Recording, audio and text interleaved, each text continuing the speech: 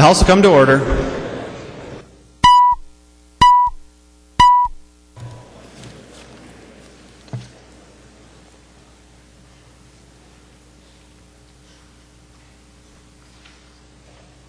Prayer by the chaplain. Gracious and loving God, we give you thanks for the freedoms we enjoy as Americans. May we never take for granted the rights that were won for us and continued to be preserved for us by the brave women and men who defend our country. We pray for their safety and for their families. Your servant John Adams once said, following the signing of the Declaration of Independence, "I am well aware of the toil and blood and treasure it will cost us to maintain their declaration. Yet through the gloom, I can see the rays of ravishing light and glory. I can see the end is more than worth all the means." Help these, the elected women and men of our state, to be inspired by these words, to follow their conscience, and to enact laws that are in the best interest of the common good. May they always remember that for every angry letter they may get from a constituent, for the days that sometimes never seem to end with one meeting after another, followed by even more stress the next day, and the thanklessness that can sometimes come with political service, that they have a very important vocation in life. Help them to know that they are appreciated for all of their hard work, and that what they do here out of service means so much to our state and the people of Minnesota, even if sometimes that gratitude is not expressed as it should be. Like Adams, may they be able to see the end and stand with fortitude for what they believe in, and always be guided by love of country and a desire to do the right thing for the constituents that they serve, seeking to serve and not to be served. May God bless these, the members of the House of Representatives, the members of our Senate, our Governor Dayton, and all elected officials who serve our state. May God also bless the state of Minnesota and the United States of America. Amen. Members, our guest chaplain for today is Father Paul Kamen from churches from St. Joseph and St. Peter in Delano, Minnesota. Members, if you would please remain standing and join me as Billy leads us in the Pledge of Allegiance to the flag of the United States of America.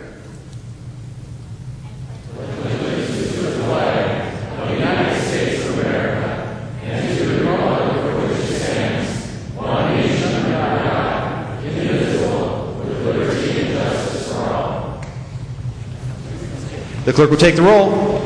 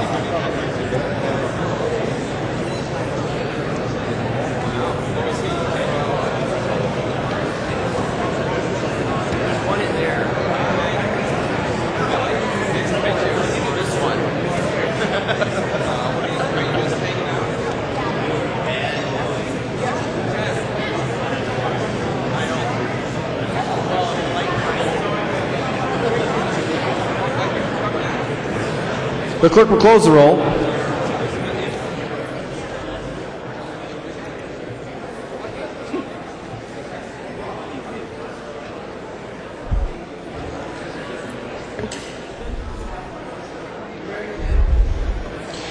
A quorum is present.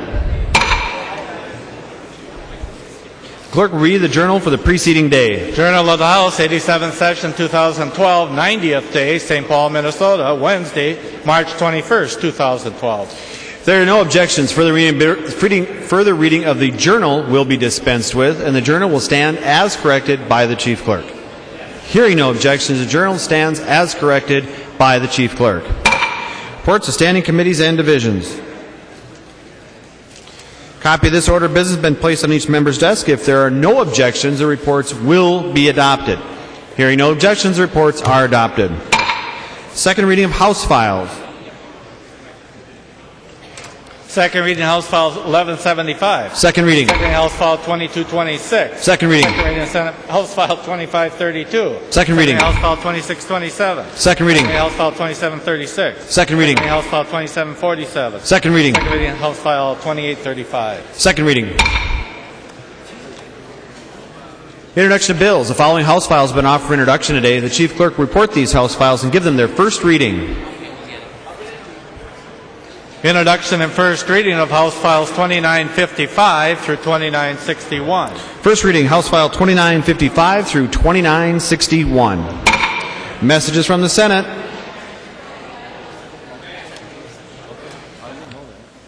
Tim, you want to just, whichever one, take it? We'll figure it out. Message from the Senate. This is the Erickson motion. Mr. Speaker, I hereby announce the passage by the Senate of the following House file, herewith returned as amended by the Senate, which amendment to concurrence of the House is respectfully requested. House File 300, an act relating to education, signed Kel R. Ludeman, Secretary of the Senate. Erickson moves that the House concur in the Senate amendments to House File 300 and that the bill be repassed as amended by the Senate.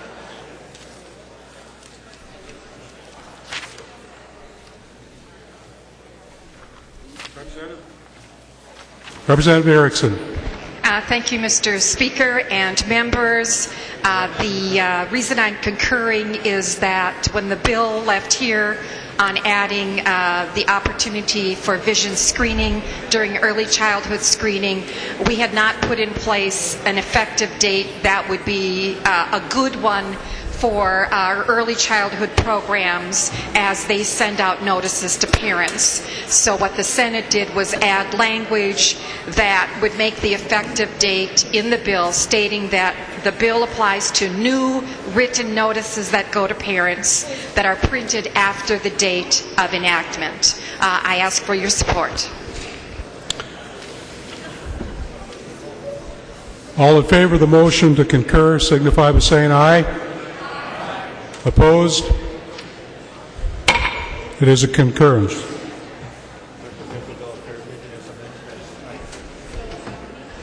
Clerk will give the bill its third reading.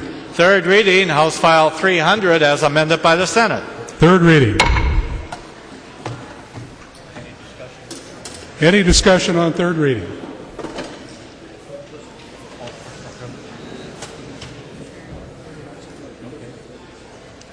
No, let's do the vote.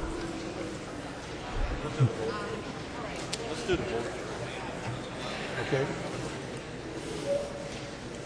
Seeing no discussion, the clerk will take the roll on the bill.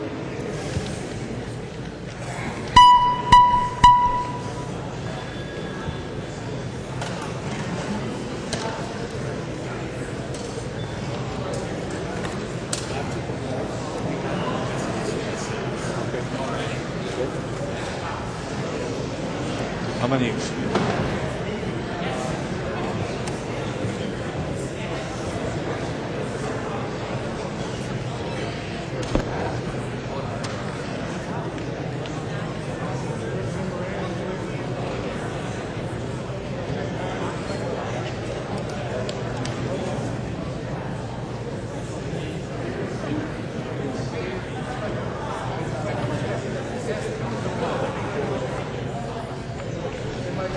Members, please vote.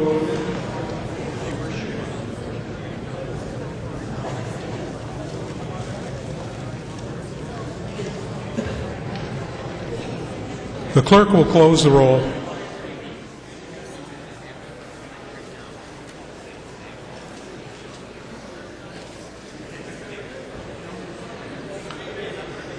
Representative Hamilton votes aye.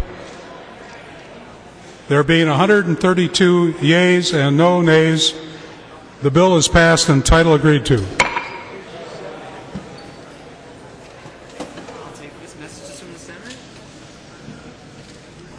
Messages from the Senate.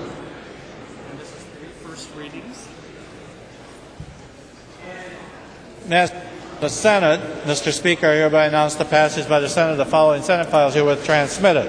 Senate Files 1843, 1975, and 2493. Signed, Cal R. Ludeman, Secretary of the Senate.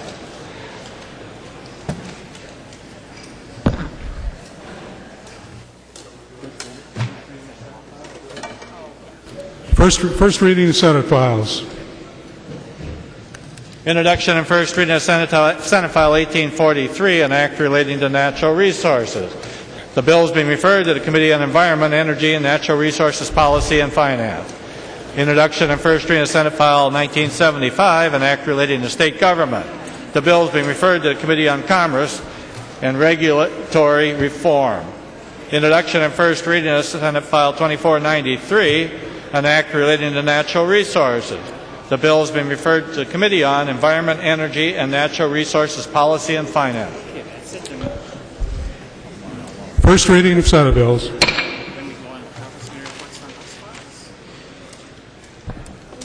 Conference Committee reports on House files. The clerk will report the Conference Committee report. This is the House motion. Conference Committee report on House File 392, an act relating to education. The report's addressed to the Honorable Kurt Zeller, Speaker of the House, the Honorable Michelle L. Fishbach, President of the Senate. We, the undersigned conferees for House File 392, report that we've agreed upon the items in dispute and recommend as follows.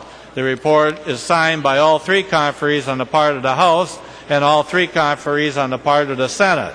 House moves that the report of the Conference Committee on House File 392 be adopted and that the bill be repassed as amended by conference. I recognize the author of the bill, Representative Howes. Thank you, Mr. Speaker. This bill is the school bus crossing arm that we passed last year, 133 to 1. The Senate made some changes and they passed it this year. And then we went to conference and made it work, and everybody's in agreement. I'd appreciate your support.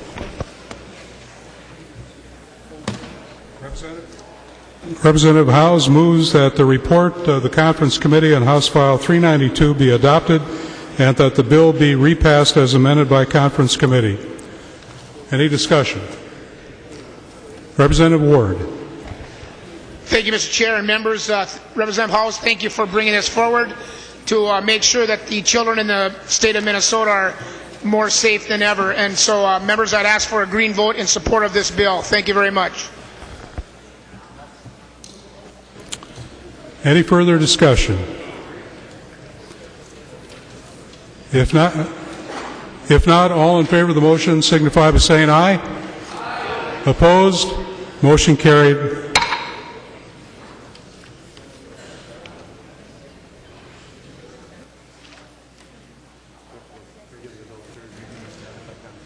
Third reading of the bill as recommended by conference.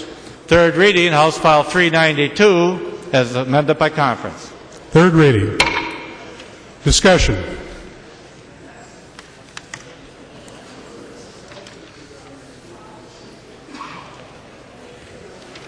Did you want it, Tom? Okay.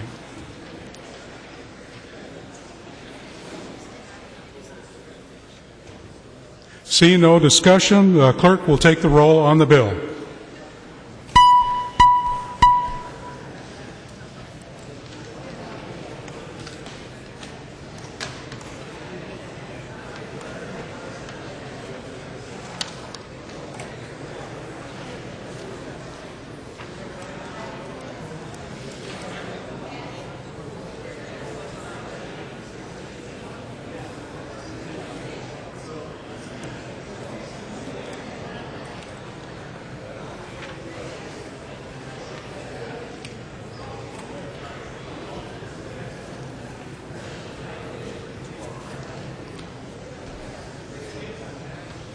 The clerk will close the roll.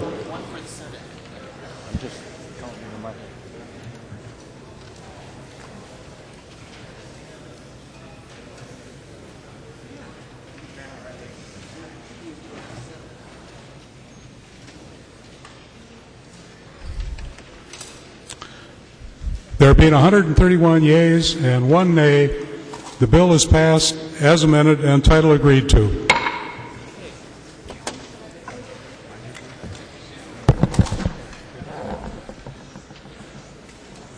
Representative Leidiger, for what purpose do you rise? Point of personal privilege. You may proceed. Mr. Speaker. Thank you, Mr. Speaker. I'd like to recognize guests that we have in the chambers today. From the city of Watertown, in the balcony, is the city administrator and members of the city council. They are led here by the mayor of Watertown, who was a former legislator in this seat from 1977 to 1992. The father of Joe McDonald, K.J. McDonald, who is mayor of Watertown. Thank you.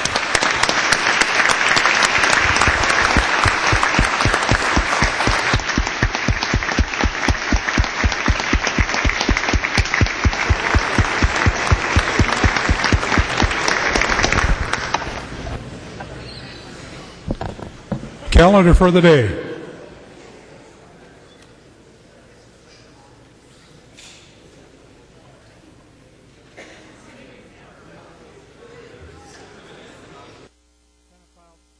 Senate File 1567 on the calendar for the day.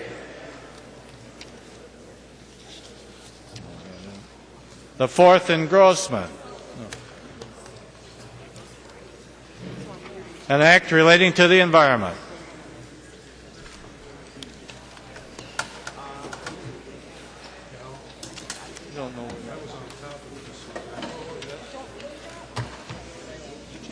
Yes.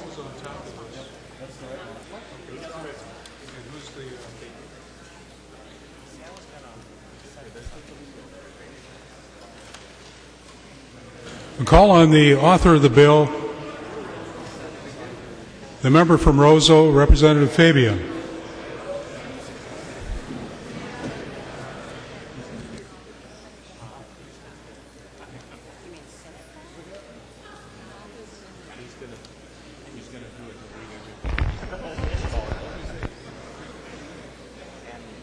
Oops. Thank you, Mr. Speaker.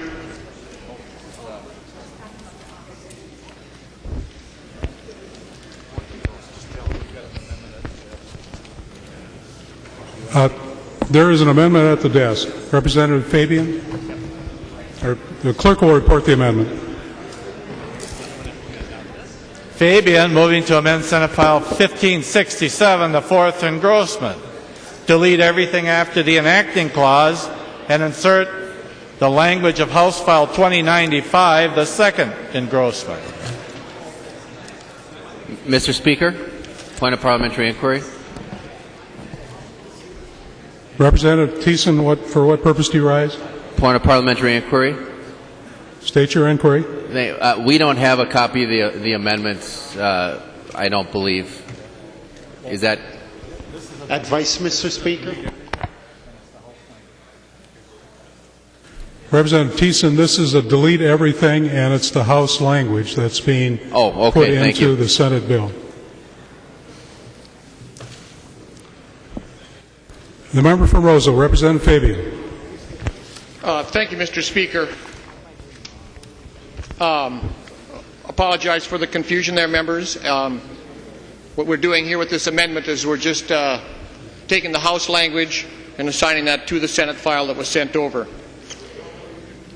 Thank you for the opportunity today to present this bill. It's a bill that contains several reforms for streamlining the permitting process, the process of environmental review, a process that we began last year. If you recall, in last year's, on a bipartisan basis, we passed House File 1, which contained provisions that streamlined the environmental review process and permitting process.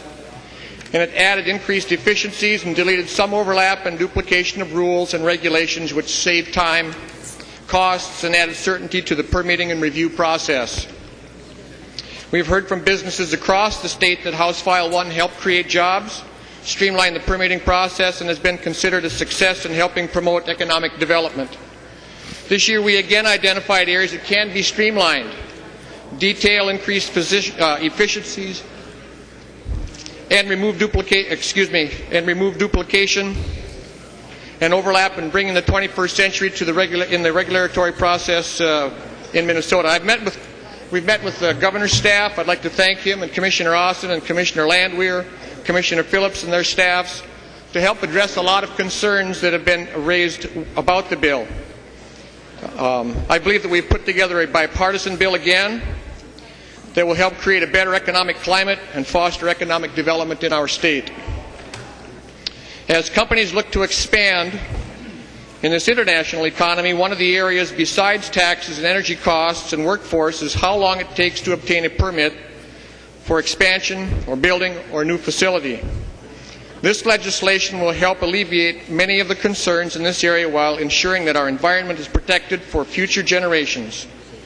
Members, there's no silver bullets in any of these things, but as the Governor and Commissioner Austin have stated, we would like to have the state agencies operate at the speed of commerce. The changes and options provided in this legislation will create jobs and help foster economic development, while at the same time protecting public health and environment and natural resources of the state. Mr. Speaker, I would just real briefly like to touch on a couple of highlights in the bill. Sections 1 and 4 in the bill clarify that when applications are submitted, the 150-day clock starts. Section 4 provides another option for the project proposers by creating a permit professional to assist with applications and permits in the permitting process. And finally, Mr. Speaker, Section 6 creates an environmental permits coordinator in the Department of Employment and Economic Development to help manage and assist project proposers through the permitting process. The permit coordinator will work in conjunction with the Minnesota Business First Stop program. And with that, Mr. Speaker, I would stand for questions. Discussion to the amendment. Representative Hansen. Thank you, Mr. Speaker, and Representative Fabian. And I'm just trying to make sure I'm on so we're putting the House file language back in. And the House file language, is that what moved through the committees that we both sit on?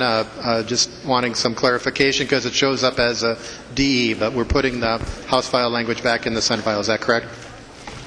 You're asking Representative Fabian to yield? If Representative Fabian would yield. He will yield. Representative Fabian. Thank you, Mr. Speaker. Representative Hansen, yes, that's correct. Further discussion to the amendment.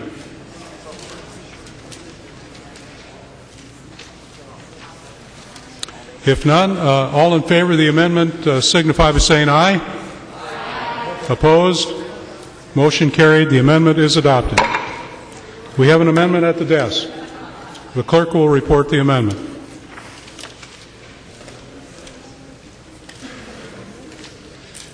Fabian moving to amend Senate File 1567, the fourth, and Grossman as amended as follows. The amendment is coded A8. The member from Roseau, Representative Fabian. Thank you, Mr. Speaker. Members, the amendment that you have before you simply adds on line 31 after the word complete, insert a period, and then on line 32, it should read, and I see there, it should read, professional are clearly erroneous under statute or rule. And, Mr. Speaker, in my copy of the bill, that's already in there. I apologize. Representative Fabian, did you want to withdraw the amendment then? Yes, I would move to withdraw the amendment. Okay. Representative Fabian withdraws the amendment.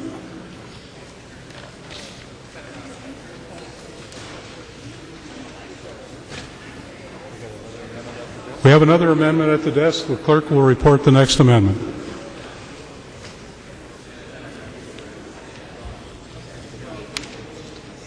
Knuth moving to amend Senate File 1567, the fourth engrossment as follows. The amendment is coded A3.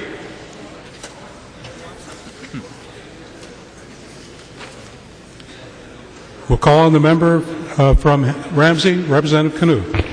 Thank you, Mr. Speaker and members, and I hope you'll support my amendment. My amendment puts some new language in the bill, and just to back up a little bit, this bill is all about environmental review and permitting, which is all about what kind of toxics and pollution we allow into our environment. And what my amendment does is basically extend some policy we passed a couple years ago about what kind of toxic chemicals we allow in children's products. And we have some great laws in terms of what kind of toxics we allow into the environment, but we don't have very good laws about what kind of toxic chemicals we allow in children's products. And so my amendment would help us make a step in that direction. It would basically require manufacturers to disclose whether or not, if they are selling children's products in the state of Minnesota that have toxic chemicals in them, they'll simply have to tell the Pollution Control Agency that they're selling these products. And we have a list of priority chemicals. This is the law that passed a couple years ago, and these priority chemicals, there's 7 of them. You should be getting a list of them as one of the handouts. They include cadmium, lead, BPA, phthalates, some toxic flame retardants, formaldehyde. So even if you're not a scientist, I think you can get that lead and cadmium and formaldehyde, they're not really things we want in the products that that are sold for children in Minnesota. And you'll also be getting a you'll get one handout listing these chemicals. You'll also be getting a handout from a report by our Pollution Control Agency. And what this report stated is our first step was to get this list of chemicals we needed to be concerned about. The second step is to make sure that manufacturers of products for children actually have to tell us if they're going to sell products that have lead or cadmium or formaldehyde or bisphenol A, if they're going to sell these products in Minnesota. Because I think just having this knowledge is a really important first step for parents to make healthy choices for their kids in terms of the products they buy.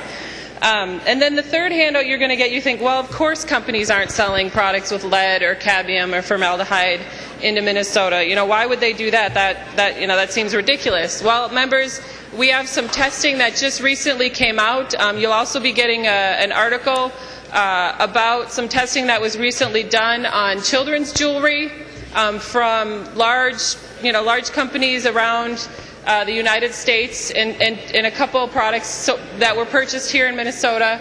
And these products were tested and they were found to have levels of both lead, or not all, but some of the products were found to have levels of lead and levels of cadmium higher than our federal standards. And so I think this is just basic common sense policy for the state of Minnesota to say if companies want to put toxics into products or not take toxics out of products that they're selling to be marketed for children in the state of Minnesota, we at least need to know about it. Our Pollution Control Agency needs to know about it. And so, members, I hope you'll support my amendment. I think it's a really it's the simple next step in the progress we've made to make sure that the products marketed to children in the state of Minnesota don't contain toxic chemicals like lead or cadmium or formaldehyde or BPA or some toxic flame retardants. I'd also add, so you got the handout about the jewelry that contains lead or cadmium. It's also been found there's a lot of shampoos contain formaldehyde, including shampoos marketed for children, so some baby shampoos contain formaldehyde, and I don't think that we should be allowing those sorts of products for sale in Minnesota, especially because Europe doesn't allow baby shampoo with formaldehyde in it to be sold into their market. So these companies clearly can manufacture baby shampoo without formaldehyde, and they sell it around the world. And I think Minnesota babies deserve formaldehyde-free shampoo as much as babies in other countries do. The other thing is they found formaldehyde in things like crib sheets and pajamas marketed for children. And we put kids to sleep in a crib and in a bed. You don't want to think about wrapping them in in fabric that contains formaldehyde, and so I think Minnesota parents would really appreciate knowing if the sheets or baby pajamas or children's pajamas they were purchasing for their kids had formaldehyde. So what this amendment does is just a really simple thing. It just says if you're going to sell, doesn't restrict any chemical use in Minnesota. It just says if you're going to sell children's products that contain lead or cadmium or formaldehyde or BPA or other toxic chemical or other couple toxic chemicals, then we need to know about it.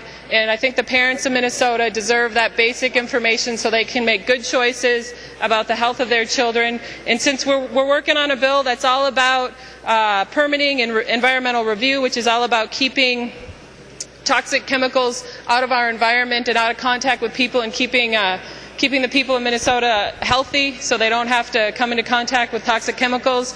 Another good step to do that is to make sure that our children's products are healthy for our children as well in the state of Minnesota, and that parents have the good information they need to make the decisions about those the products they're buying.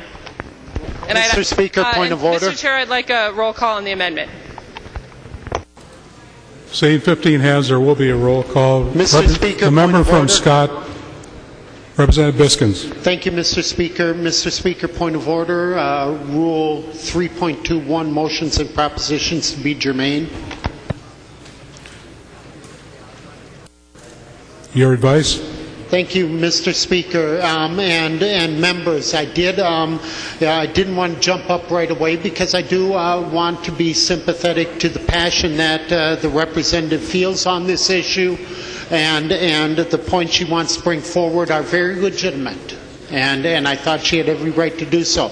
But, Mr. Speaker, members of the House of Representatives, the amendment before us greatly expands the scope of the bill. It talks about reporting requirements that are not in the bill. The bill talks about permitting. This talks about reporting. It will add cost. It will add cost to somebody here. It might be that big bad business again that's going to pay. But of course, we know business never pays. It's always the consumer or the labor in a business that pays when we add here legislatively that add cost. Mr. Speaker, this greatly expands the scope of the bill before us, and I do believe that you should rule that the amendment before us is not germane. Representative Biskins has raised a point of order on Rule 321 that propositions must be germane. Advice. The member from St. Louis, Representative Rukavina. Well, Mr. Speaker, Representative Biskins, Representative Knuth's amendment clearly deals with the section and statute that deals with the amendment, and further, members, expanding the scope, I don't believe it expands the scope at all of the bill, and that, this is a bill that deals with permitting, that deals with the environment, that deals with a number of different issues that Representative Knuth is trying to address in her amendment.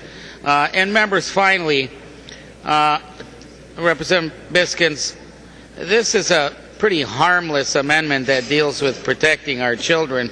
You would think once in a while, Mr. Speaker, that we'd get a ruling that would be on our side in helping to help particularly in this case, the children of the state of Minnesota. I would hope the Speaker rules the point of order not well taken.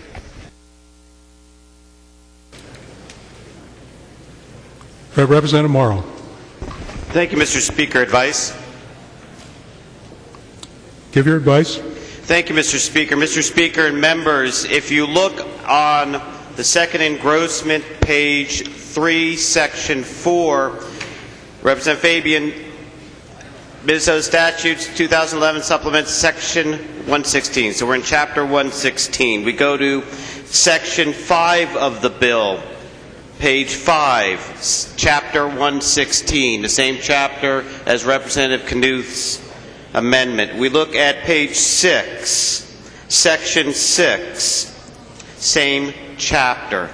So we've got the same chapters as the Knuth amendment in Representative Fabian's bill. Not only are they the same chapters, Mr. Speaker, my advice would continue a note, turning again back to page 3, section 4, it's about permitting. Representative Knuth is talking about permitting. It's about efficiency. Look at page 5. Again, the same chapter about permits. Representative Knuth's amendment is about permits.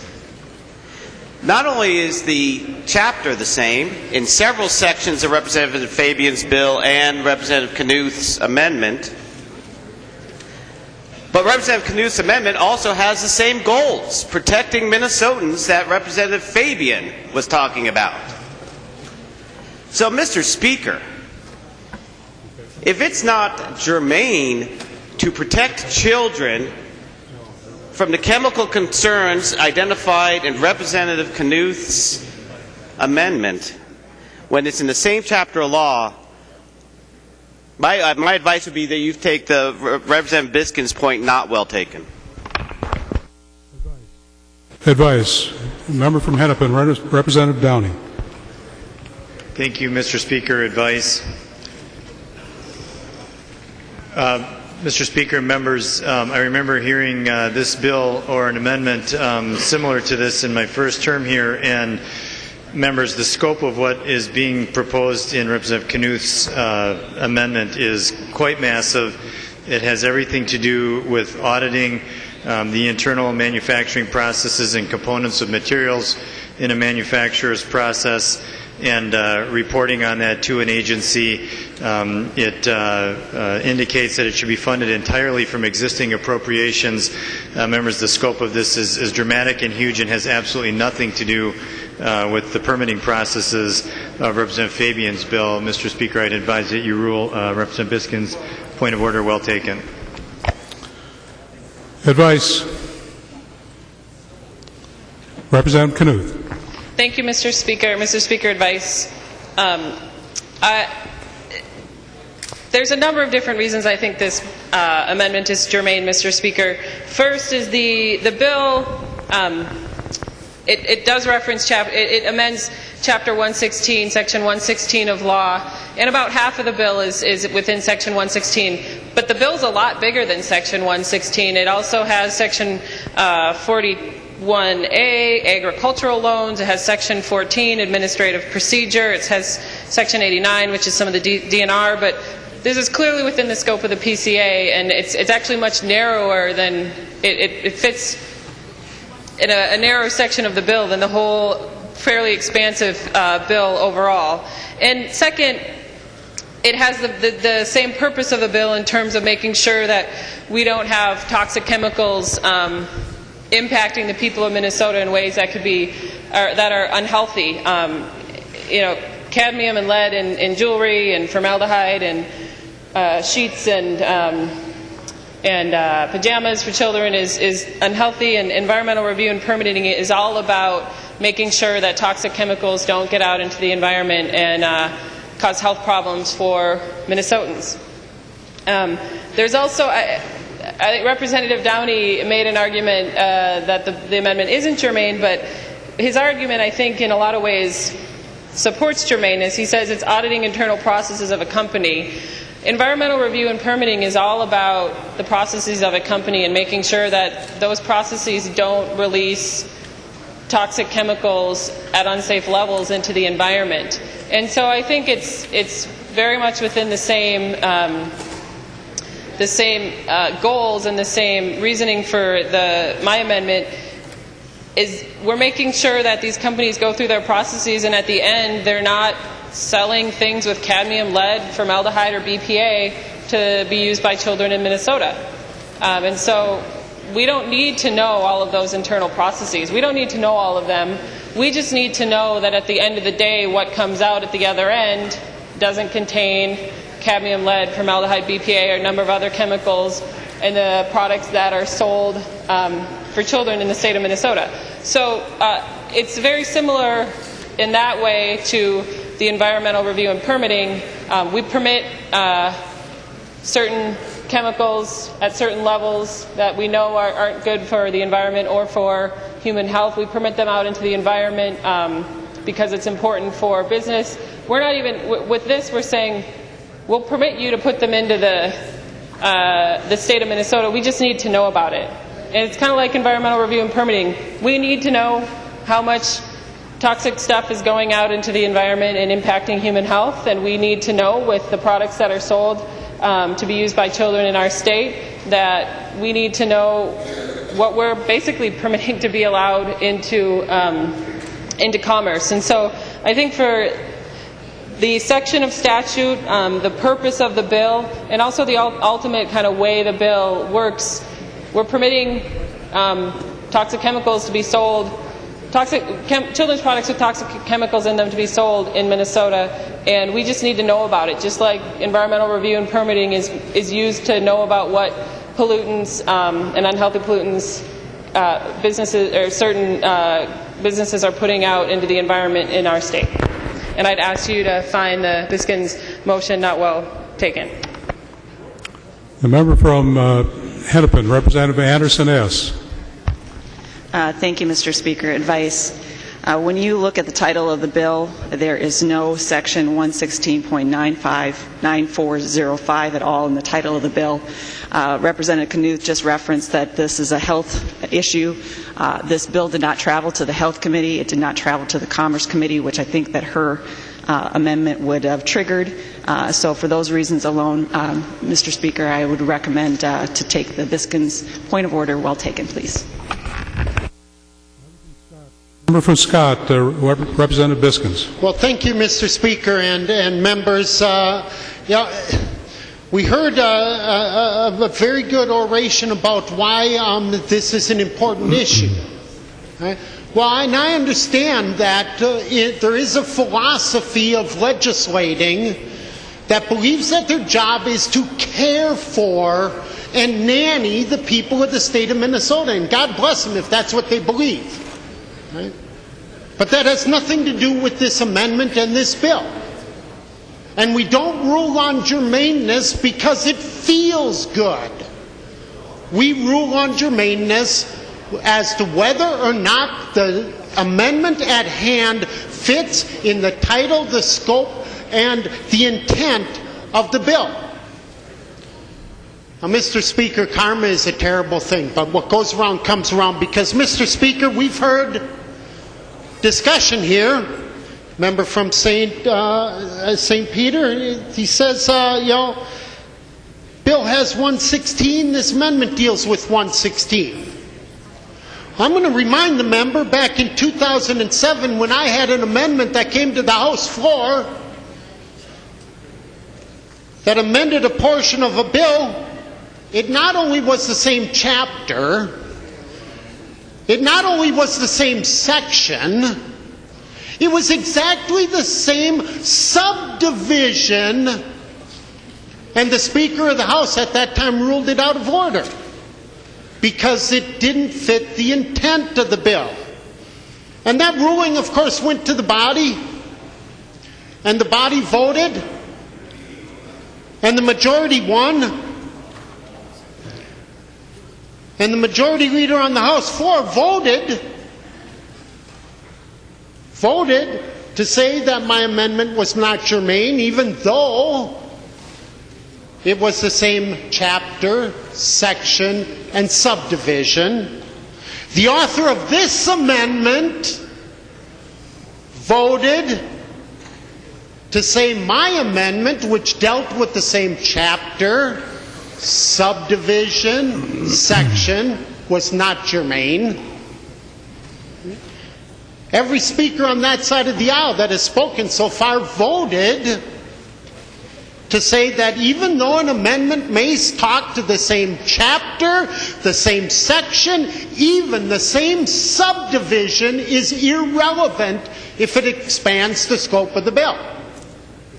Okay, I'll live with that. Ruling of the body, custom and usage of the body, Mr. Speaker.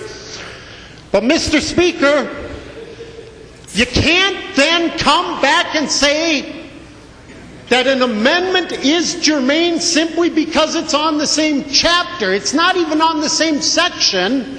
It's just on the same chapter. But for them, we should call it germane. It's ridiculous. It doesn't work that way. Consistency, I know, is the hobgoblin of a feeble mind. But that, Mr. Speaker, people often leave out the words an irrational consistency.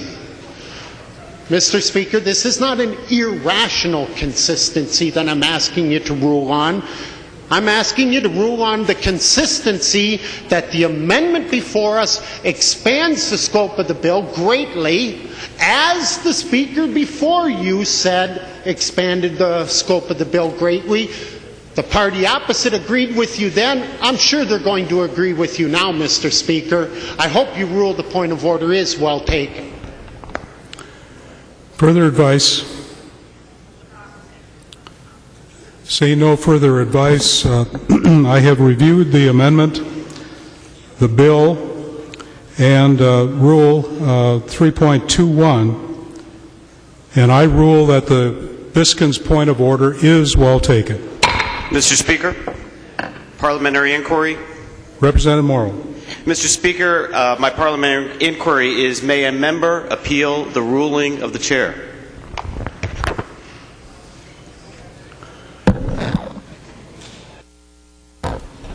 Yes, Representative Morrow. Mr. Speaker, parliamentary inquiry. May a member ask for a roll call when appealing the ruling of the chair? Yes. Mr. Speaker, I appeal the ruling of the chair and I request a roll call. Seeing 15 hands, there will be a roll call. Discussion on the appeal. Mr. Speaker? Representative Knuth. Thank you, Mr. Speaker. Advice to the body. Members, I would ask you not to uphold the ruling of the Speaker on this particular ruling. And I outlined a number of reasons why, but Representative Anderson brought out a couple more. She said I said that this bill was about health and it could have gone to commerce, and Representative Anderson, I think that's not a commentary about how the bill or how the amendment wouldn't be germane. The amendment's clearly germane. It's about that's about another couple committees that the environmental review and permitting bill should have gone to, because if it's going to potentially impact the chemicals that are, or the pollutants or the toxics that are put out into our environment and impact health, that should have gone to the Health Committee. It should have gone to the Commerce Committee potentially as well. I don't think it went to the Commerce Committee, and so, or the Jobs Committee. So there's, that's not, I don't think an argument. That's not an argument against, or an argument against germaneness. And so, members, I would ask, it's the same section of law. It's about protecting Minnesotans, and in this particular case, the youngest Minnesotans, from unhealthy levels of toxic chemicals and pollutants in their environment and in the items that they come in contact with on a daily basis. And it's clearly within the same section of law. It has a very, very similar purpose. And so I'd ask members to not uphold the ruling of the Speaker. Advice to the body. Representative Biskins. Thank you, Mr. Speaker. And just a question of the Speaker. If you could clarify, does a green vote mean we believe that the amendment is germane, or does a green vote mean we believe the Speaker made the right ruling and it's not germane? Representative Biskins, a yes or green vote supports the ruling of the Speaker, and a no or red vote goes against the ruling of the Speaker. Further advice? Seeing none, the clerk will take the roll.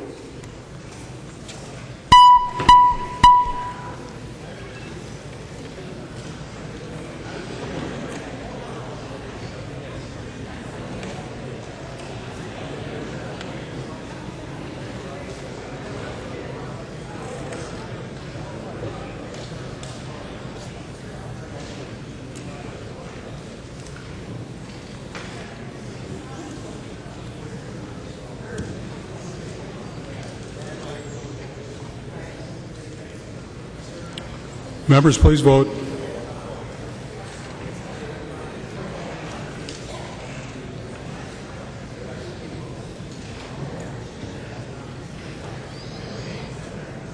The clerk will close the roll.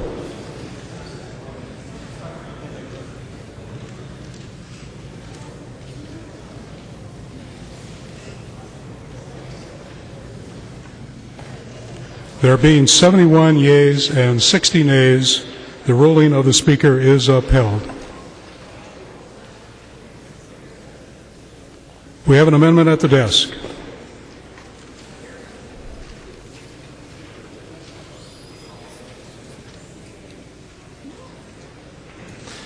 Fabian moving to amend House File 1567, the fourth engrossment as amended as follows.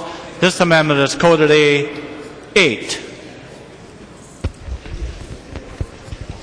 The member from Roseau, Representative Fabian. Thank you, Mr. Speaker. And members, I'd like to apologize on the confusion. We had a little paper shuffle over here. The first amendment that I asked to have withdrawn, I did not mean to do that.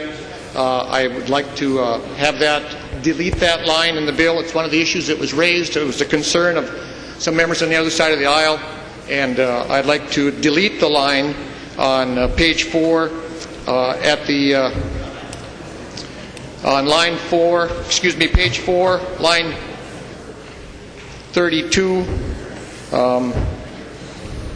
delete professional are clearly erroneous under statute or rule. And I'd ask for a green vote on that, please. Discussion to the amendment. The member from Dakota, Representative Hansen. Thank you, Mr. Speaker. Would Representative Fabian yield? He will yield. Representative Hansen. Thank you, Mr. Speaker. Representative Fabian, just to make sure I'm working off the correct language here. So we're on the House language, House File 2095, second engrossment, and on page 4, we're going back to your original amendment, so it's on point 3.1, putting the period, and on 4.32, striking that language. Am I on the right engrossment in the right bill? Yep. Representative Fabian. Mr. Speaker, Representative Hansen, yes, thank you for that clarification. That's correct, and I apologize for the mistake. Thank you. The member from Hennepin, Representative Wagenius. Thank you, Mr. Speaker. Will Representative Fabian yield? He will yield. Representative Wagenius. Thank you. Representative Fabian, now on line 4.30 you say, and this is how it reads, a permit application submitted by a permit professional shall be deemed complete. That's period. Go back then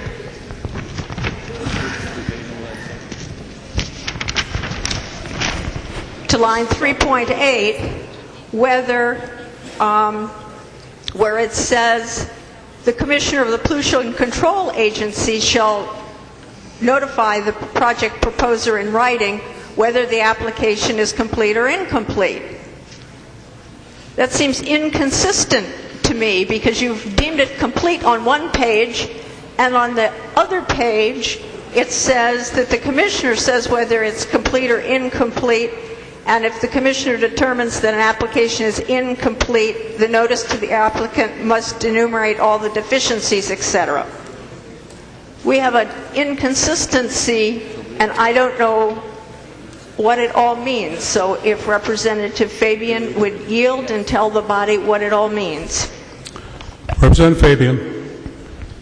Thank you, Mr. Speaker. Representative Wagenius, this is language that we've worked out with the PCA. This is what they've requested, and we've put that in there at their request. Representative Wagenius. Mr. Speaker, that hardly seems correct to me for the PCA to say that it wants something that is contradictory. Because now we have a proposed statute that would be contradictory. That doesn't make common sense, so I'm having trouble grasping that.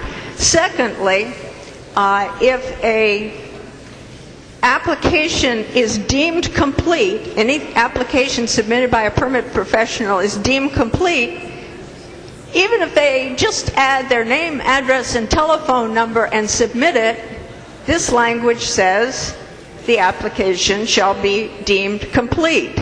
And then the clock is running, if I understand your bill correctly, the clock is running and you've got an incomplete application.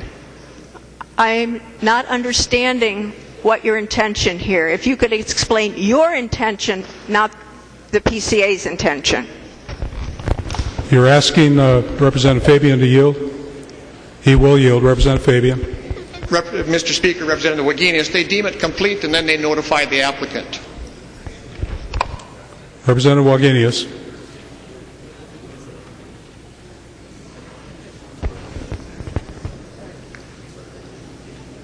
Thank you, Mr. Speaker.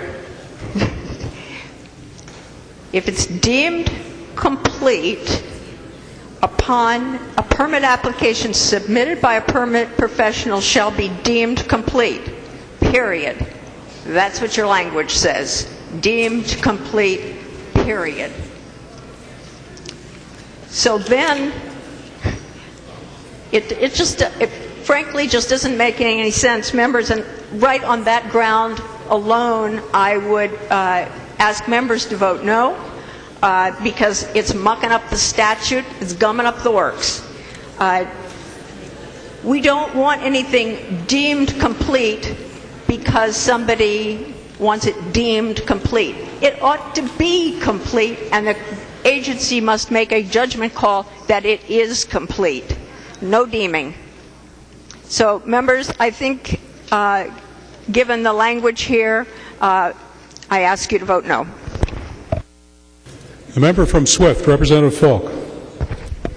Thank you, Mr. Speaker. I was going to ask Representative McNamara to yield.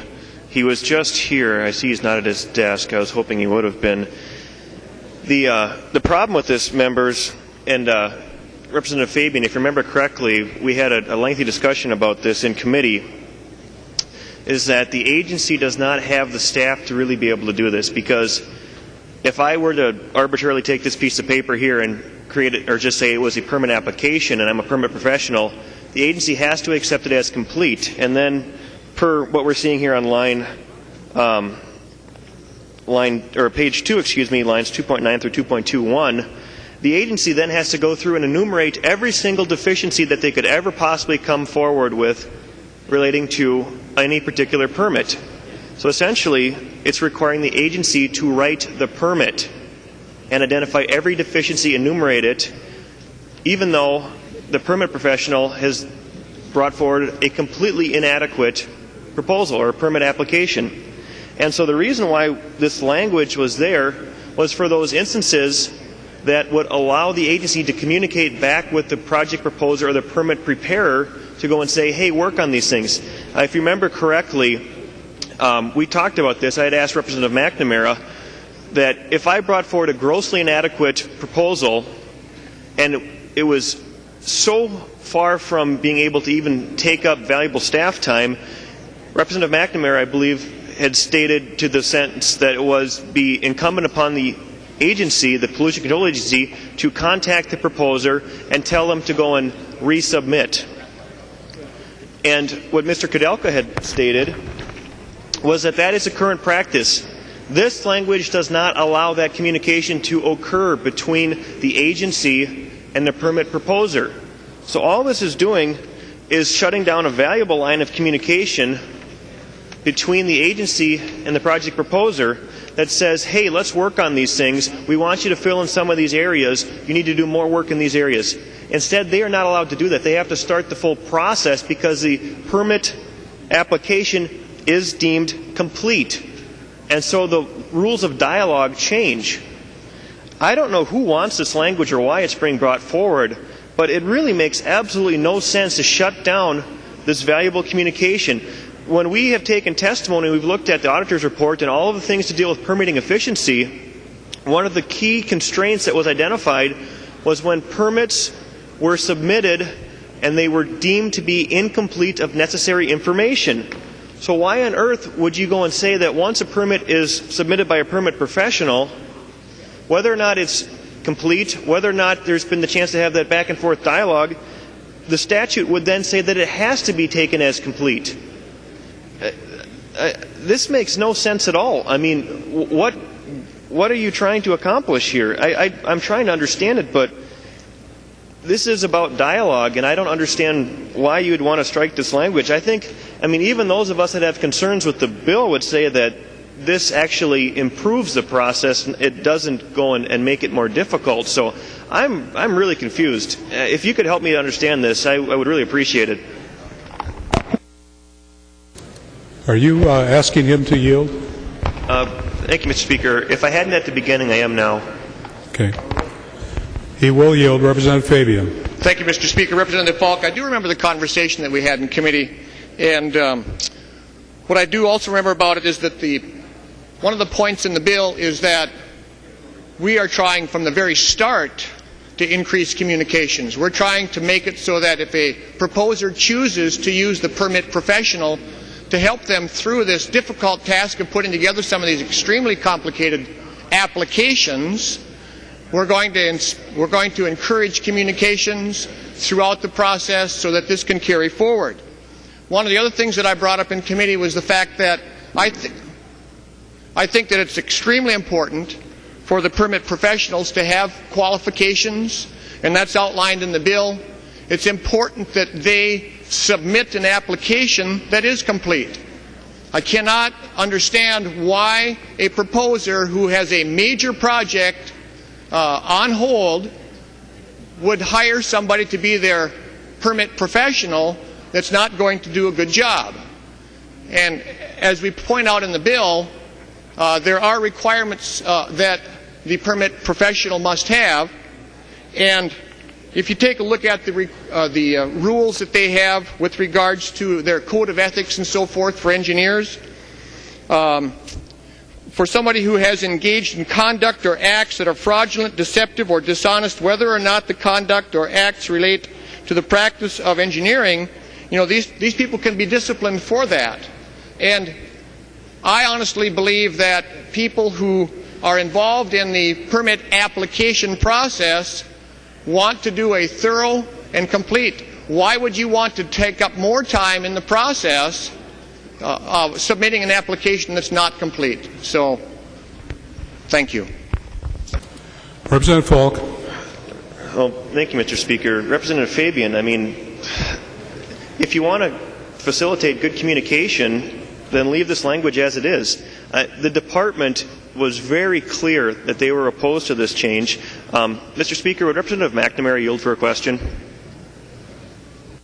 He will yield. Representative Falk. Thank you, Mr. Speaker. Representative McNamara, I believe we had this conversation, and I really wish that we could replicate it from committee for the body. It might be a little bit difficult, but I'll at least give it a try. When I had offered a piece of paper in committee that said permit for some industrial facility and signed my name to it, if I were an applicant, a permit professional, that would have to be deemed, because I had submitted it, complete by the agency. I had asked you about that. And then you had mentioned that if it was grossly erroneous or just clearly out of bounds, the agency would call up and speak with the proposer to go and either submit a serious proposal or rectify serious discrepancies or serious lacks of information in the permit. If you would be so kind as to offer, what was the response that Mr. Kudelka from the Pollution Control Agency gave to the committee? The member from Dakota, Representative McNamara. Well, thank you, Mr. Speaker. And Representative Falk, I think you need to think out a couple of things that you said. Representative Fabian's laid out a real good point to how these professionals can play a great role. Folks outside the industry, professional engineers, consultants, planners, can help in very complicated, sometimes even simple permitting process. You might be somebody, say, like you're in the landscape business or in the windmill business and you don't know the permitting process. You need to hire a professional. If, unfortunately, you or I hire a professional that we thought was good in their field and they put such a bad permit forward as you've explained, MPCA would stamp it denied and send it back. But assuming that you've hired a reasonably good permitting professional and they've submitted an application that does most of the things, and maybe they didn't cross a T or dot an I, or maybe a couple T's or even 2 or 3 I's, and they need a little help, We want to start the process forward. We don't want this to be a 60-day delay just for the sake of more bureaucracy. We're after moving it forward, and if this puts it forward that if there is a bad permitting professional out there that's doing something so silly as what you laid out, the agency should tell them it's denied and send it back. And hopefully you will go get a better permitting professional than the one you did have if it was you that brought that forward. Representative Falk. Well, thank you, Mr. Speaker. And Representative McNamara, you just made my point for me. You didn't answer my question, but what the agency told us was they would do that. They would send it back. They would deny it. They would go and have them finish it and actually do an adequate job. This language prevents that from happening. That's the exact testimony that we received in committee, that this language, taking this out, stops that communication from happening. And so when you made the assertion that the agency would just deny it, send it back, they have to start the process here because it is deemed a complete application by a permit professional. That is the issue. And so I don't understand, I mean, even though I have disagreements with this bill, this is just common sense to leave this language in here. I mean, I don't know how you argue against it, really. And who really wants to support the ability to not throw out erroneous permits or ones that are severely deficient and do not meet the necessary core requirements? And good grief. The member from Hennepin, Representative Wagenius. Thank you, Speaker, Representative McNamara, Representative Fabian. The question here is not whether it's a good idea to have permit professionals. The question here is your language contradictory and mucked up? And I would say the answer to that question is clearly yes. Just read your own language. It's mucked up in two cases. On line 4.30, you say a permit application submitted by a permit professional shall be deemed complete, period. You go down 2 lines and it says the agency shall, within 5 business days of receipt of an application, notify the applicant and submitting permit professional that the application is complete or is denied, specifying the deficiencies of the application. Well, you've already said it's deemed complete. So how can the agency say that it is denied if it's deemed complete? And then you go back to the next page too, and you still have the contradictory language. But you're contradicting yourself within one paragraph. Members, this thing is not ready for prime time, and I would ask you to vote no on this amendment. Discussion to the amendment. Thank you, Mr. Member Speaker. from Dakota, Representative McNamara. Thank you, Mr. Speaker, and to the 2 members that have brought up the discussion. I think it's important to realize what we're saying here is we're going to allow permitting professionals to help, and this is going to tell them to get it right away. Get the permit in, do it right. If we're going to hire somebody to do it, get it done, get it right, and do it right away. That's what we want to have happen. Get your permit right, get it done, get it submitted, get the MPCA looking at it right away, and let's move the process forward. It's very simple, and it's a good amendment. Please vote yes. The member from Scott, Representative Biskins. Thank you, Mr. Speaker. Would the author of the bill yield to a question? He will yield. Representative Biskins. Thank you, Mr. Speaker. Representative, just very quickly, if an application is deemed complete, is that synonymous with an application is deemed approved, or is complete and approved 2 very different processes? Representative Fabian. Thank you, Mr. Speaker. Representative Biskins, yes, they are 2 completely different things. Representative Representative Biskins. Well, thank you, Mr. Speaker, and for all the linguistics majors here on the House floor, words do mean things, Representative, and I know we don't understand a lot of things. I've heard time and time again you get up and say, well, I don't understand this, I don't understand that. Well, hopefully you do understand that complete and approved are two very different things. Thank you, Mr. Speaker.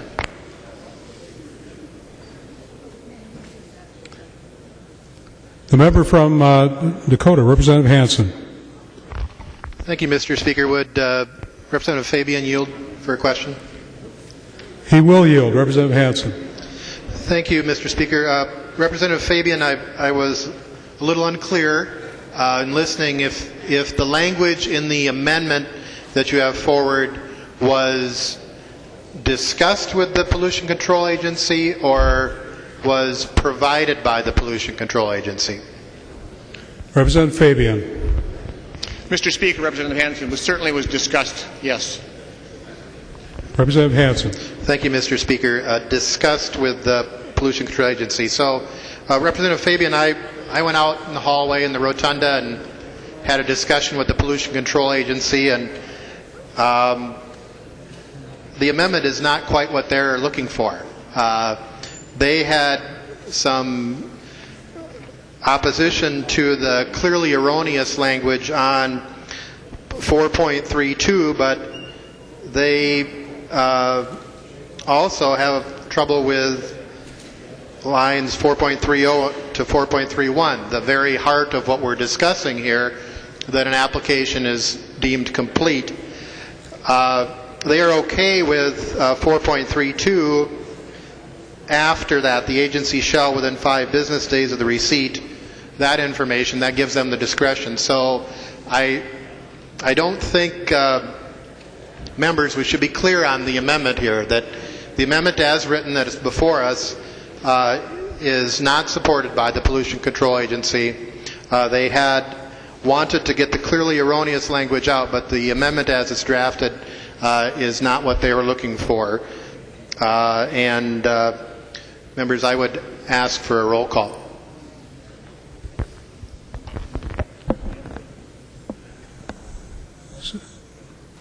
Seeing 15 hands, there will be a roll call. Discussion. Member from Swift, Representative Falk. Thank you, Mr. Speaker. And just to be clear, members, we're only talking about the application process. We haven't gotten anywhere near approval. So, yeah, I understand that there's a difference in linguistics matter.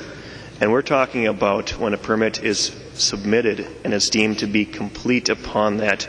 So we can talk all day long about permit approval.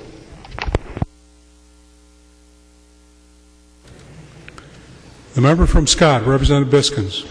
Well, thank you, Mr. Speaker and members. I hope you vote for this amendment, because what you have now is you've got a state agency that keeps jerking around businesses. They'll keep sending back an application over and over and over again. It's not complete, it's not complete, it's not complete. When they should ought to just say, we approve it or we don't. They want to hide behind, it's not complete. Let's get rid of that whole process. Let's say, they turn it in, deemed complete. Now, agency, do your job. Approve or disapprove, but quit jerking around the businesses. Member from Dakota, Representative Hansen. Thank you, Mr. Speaker. Members, I would encourage you to vote against the amendment. With permitting, we have a balance. We have a responsibility, a balance to protect the environment, protect the workers, and provide for a simple, smooth opportunity for business where the ground rules are known well to each other. What the amendment as it's written does is it tips that balance. It tips the balance away from the public interest and puts the presumption that the application is complete right up front, rather than having that opportunity for review. It just deems it complete. It's not what the agency is looking for. I think the agency is right on this one. I don't always agree with the agency, but I would encourage members to vote against the amendment.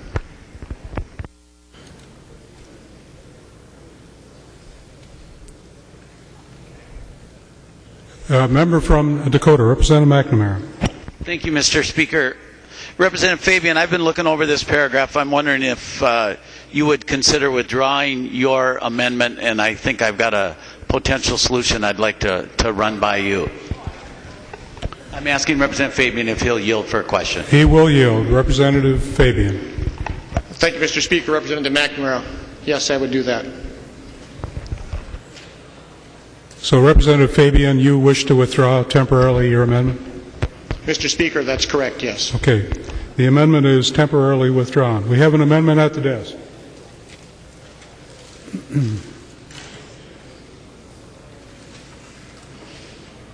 Anzels and others moving to amend Senate File 1567, the fourth unofficial engrossment as amended as follows. The amendment is coded 720. The member from Itasca, Representative Anzels. Thank you, Mr. Speaker. Mr. Speaker, this amendment creates a streamlined pilot program for an alternative form of environmental review for a very narrowly defined list of projects. Essentially, this would streamline the EIS process for projects that have been deemed to be low-risk projects. The goal is to shave off the time of the permitting process, which in many cases can be in excess of a year and a half, down to as little as 10 months. In order to be eligible for such consideration, the project review, the environmental review, must begin prior to January 2014. Secondly, the project cannot cause adverse impacts on regional haze or visibility in the Boundary Waters Canoe Area, Voyageurs National Park, or Isle Royal. Thirdly, in order to be eligible, a project will be required to install best available air controls and meet all federal and state air standards outside the ambient air property boundary. Members, the Mesabi Iron Range in northern Minnesota contains vast stockpiles of iron ore concentrate. Iron ore concentrate which was washed out of the iron ore that was sent out east to make steel. In today's market conditions, global and domestic market conditions, this concentrate is now valuable. Secondly, after over 20 years of research and experimentation, a gentleman from Grand Rapids by the name of Al Fritz came up with a process which has now received the patent, which effectively reclaims these iron units from this concentrate. Minnesota is competing with other sites throughout the Midwest for a plant which would reclaim this concentrate and make a value-added product for use in the making of steel. My amendment is necessary in order to streamline the length of time required to permit such a facility if such a facility is to be constructed. I've worked with both the DNR and the PCA on this amendment. And lastly, again, it does not reduce or sacrifice any environmental protections. It simply administratively reduces the length of time required to do the EIS and the environmental review. So I please respectfully ask for your support, and the people of northeastern Minnesota ask for your support because of the jobs and the economic activity that such an amendment will give birth to. Thank you. Discussion to the amendment. The member from Dakota, Representative McNamara. Thank you, Mr. Speaker. I'm wondering if Representative Van Zelk would yield for a question. He will yield. Representative McNamara. Thank you, Mr. Speaker. Representative Van Zelk, I just want to clarify, this is the process that those of us that go to the Iron Range either for recreation or for hunting or whatever, we see these piles all around from generations and decades ago. And some got a few popple and birch and spruce trees growing out of them. And is this the process that I've heard about where they're going to go back in and reutilize these piles and get productive ore out of them and have people working up north? Is this that project are you talking about? Representative Van Zelk. Mr. Speaker and Representative McNamara, yes it is. Representative McNamara. Well, thank you, Mr. Speaker. And Representative Van Zelk, I know you and Representative McElpatrick have worked on this issue, and I appreciate that. Members, you need to know this is the kind of thing that we're supposed to do here. We're speeding up the permit process. You need to realize these piles are up on the Iron Range from a day gone by, when unfortunately, excuse me for my language, but we rape and pillage the land in some cases. We did.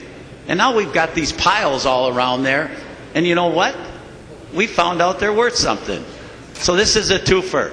We're going to go back in, correct this unfortunate situation with these piles and make the environment better, get a little money out of the deal, get a few people working. Representative Van Zelk, we all like that idea. And what is the bill is to speed the process up to help an entrepreneur who wants to move this forward instead of going, if I remember right, to Superior, Wisconsin or Indiana. Members, this is the Minnesota legislature. We're about helping Minnesotans. We don't care if they live in Roseau, Cooch County, or in Hastings. We're about helping them, moving it forward. Representative Van Zelk, thank you for making a good bill better. The member from Roseau, Representative Fabian.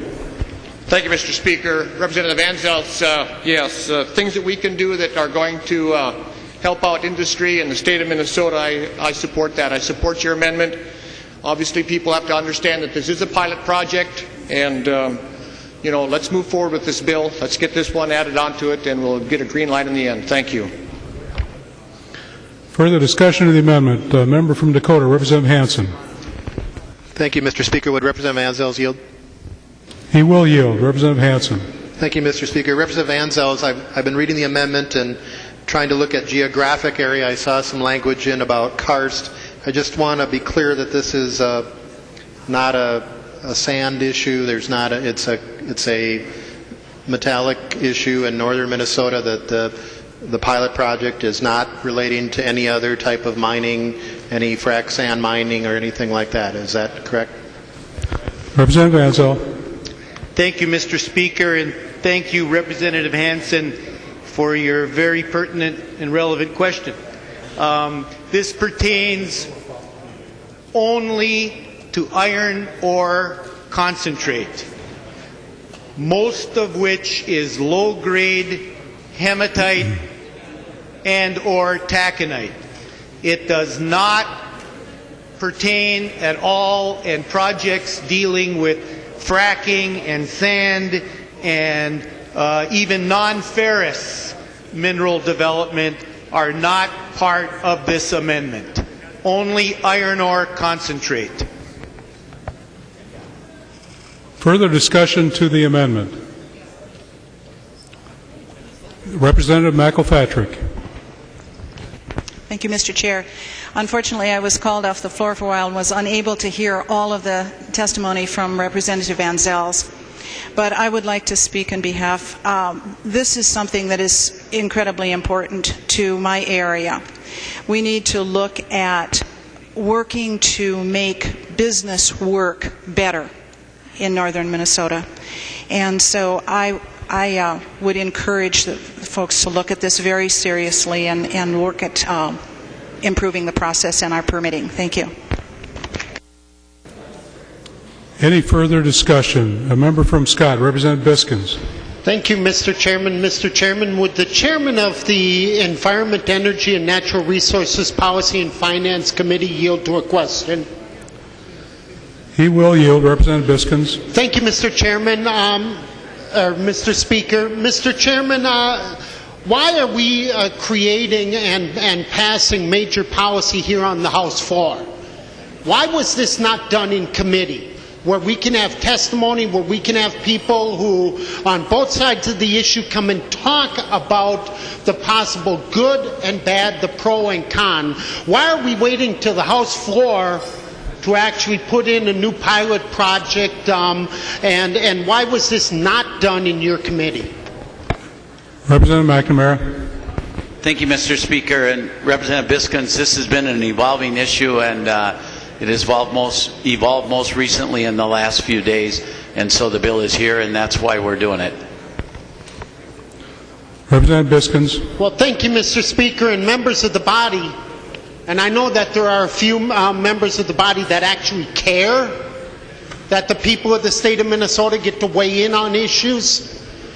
And to have an issue like this, which seems like a pretty major issue, be brought to the House floor to potentially be passed into law without having both the advocates and the opponents of the issue speak to legislators so we can get both sides, I think is bad.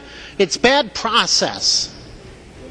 Mr. Chairman, or Mr. Speaker, if the chairman would yield for one final question. He will yield. Representative Biskins. Thank you, Mr. Speaker.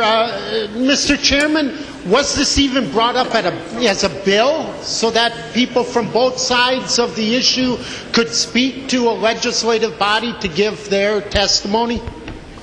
Representative McNamara. Thank you, Mr. Speaker. Representative Biskins, Representative Anzel, Representative McElpatrick, I think both of them co-authored the bill that was put in. This is a little bit of a little bit different language than the bill that was put in because this is better language. It's been worked on and it's good language. And as you know, Representative Biskins, I've already spoke about the real positive economic impact of this amendment on Representative Fabian's permitting bill. And so that's why it's before us, and it's a great thing. Representative Biskins. Well, thank you, Mr. Speaker, and Mr. Chairman, you have, and I appreciate that. We don't always agree on things. All right? And I'm not sure if we agree on this or not because, if it had a hearing and we had both sides of the aisle able to testify, I'm sure you would have said that. So my assumption is that even though the bill was introduced, it had not had a hearing. Now, I respect the member who brought this as an amendment. I respect the chairman of the committee. I respect the author of this bill. But I respect more than those three people the democratic process. And the process is when you have major policy like this, that it gets heard. And that both the opponents and the proponents get a chance to speak on this issue. And yet we're bringing it here to the House floor where they don't have a chance to speak. And so it looks good to me. And knee-jerk reaction, I could vote for this.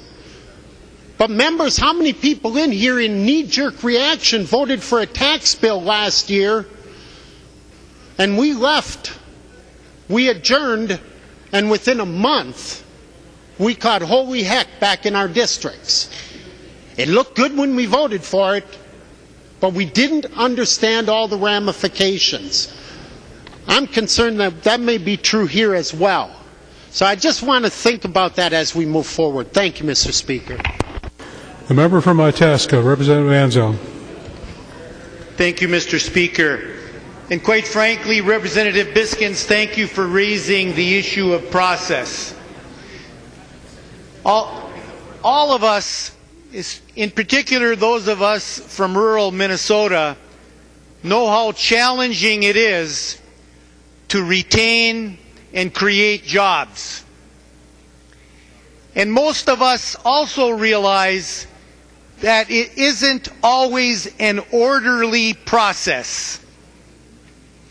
And creating jobs in northeastern Minnesota where we are so dependent upon natural resources, and every job is related in one way or another to those natural resources, economic development and job creation has been really difficult, elusive at times. And I apologize for the process issue. However, I know that you want Minnesota to compete for jobs. I know you want Minnesota to be competitive with other sites around the Midwest for natural resource value-added projects. And I know you all care about northeastern Minnesota. And I know you know that the Iron Range delegation has had its issues with the permitting agencies, and it has been difficult. And the reason this is here as an amendment is that it's been a long, arduous process working with the permitting agencies to get an agreement on something that will expedite the process but keep the environmental practices and regulations in place. So with that, I'll once again ask for your support. Further discussion to the amendment? Seeing no further discussion, all in favor of the amendment signify by saying aye. Aye. Opposed? The amendment is adopted.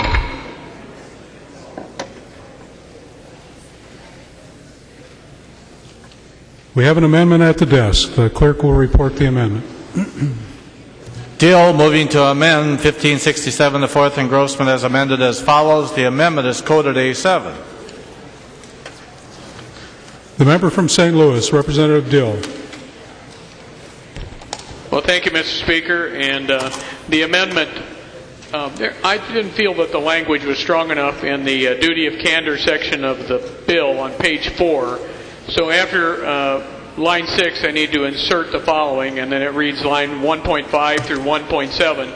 It assures that the duty of candor that applies to the a professional that will be participating in this draft permit process is held at the same standard as the PCA employees, and also does all of the rules and requirements under Chapter 326, which deals with engineering licensure in statute in Minnesota. That's the first part of the amendment. The second part of the amendment comes actually from the deed. It talks about the Commissioner of Employment. It's on page 6, line 30. Delete everything after A and insert the Commissioner of Employment and Economic Development shall, through a multi-agency collaboration called Minnesota First Stop, ensure that coordination and implementation of state and federal laws, we're ensuring that it's done through deed. And so that's simply the provisions of the bill and of the amendment, the A7, and I will stand for questions on that. Discussion to the amendment. The member from Roseau, Representative Fabian.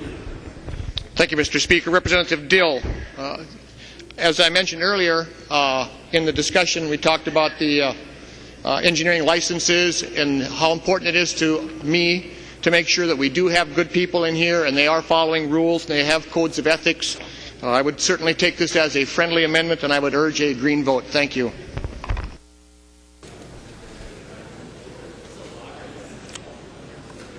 Discussion to the amendment. Representative Dill. No, Mr. Speaker. I just ask you to support the amendment. I think it gets us most of the way to where we need to be, and it's the best that we could get at the moment. So thank you very much. I ask you to support the amendment. See no further discussion to the amendment. All in favor of the amendment signify by saying aye. Opposed? The motion carried. The amendment is adopted. We have an amendment at the desk. The clerk will report the next amendment.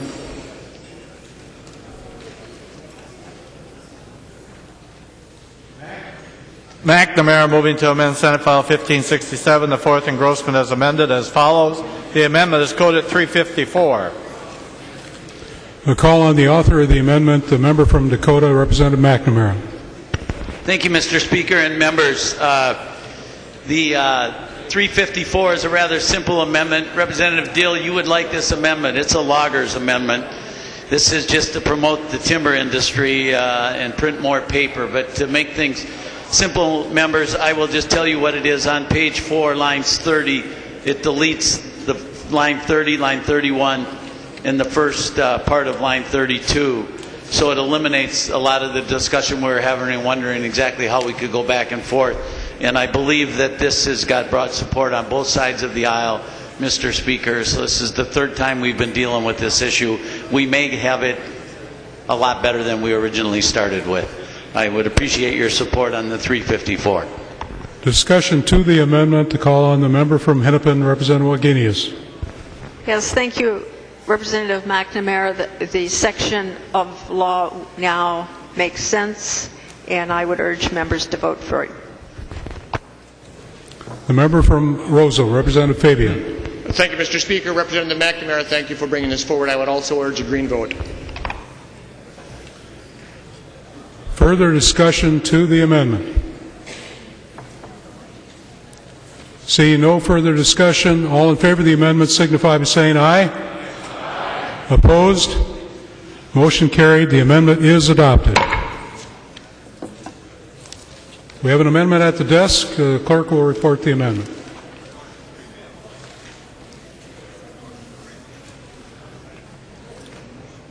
Hansen moving to amend Senate File 1567, the fourth engrossment as amended as follows.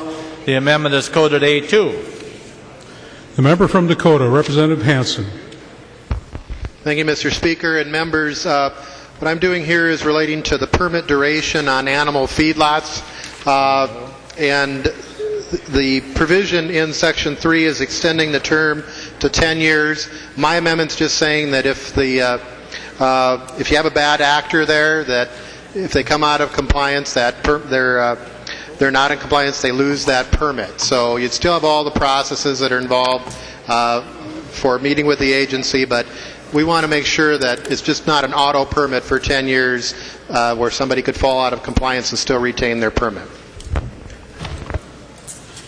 Discussion to the amendment. Representative Hamilton. Thank you, Mr. Speaker. Will Representative Hansen yield to a question, please? He will yield. Representative Hamilton. Thank you, Mr. Speaker. Representative Hansen, I think you touched on this. I just want to make sure. Currently, there is a process in place to determine whether or not a feedlot is out of compliance. And so you are intending to make sure that process still stays into effect where the commissioner or others just can't simply order someone out of compliance, where that process is indeed still in effect. Is that correct? Representative Hansen. Thank you, Mr. Speaker. Yes, that is correct.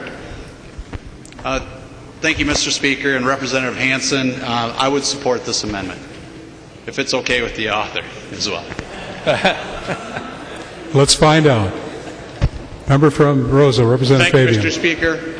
I appreciate that. Yes, it is okay with the author. I respect your opinion. Thank you. Further discussion to the amendment. Seeing no discussion, all in favor of the amendment signify by saying aye. Aye. Opposed? Motion carries. The amendment is adopted. We have an amendment at the desk. The clerk will report the amendment.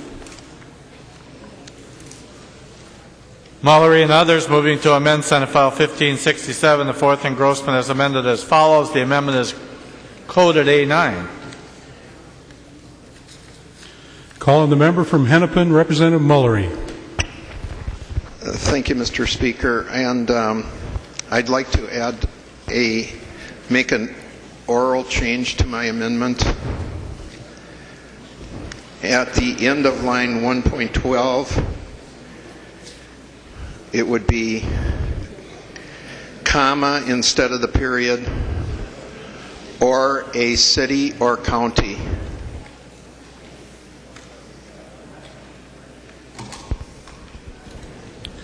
The clerk will report the oral amendment. Mullery is modifying his amendment on line 12. After Commissioner, add the language, comma, or a city or county. Representative Mullery. Thank you, Mr. Speaker.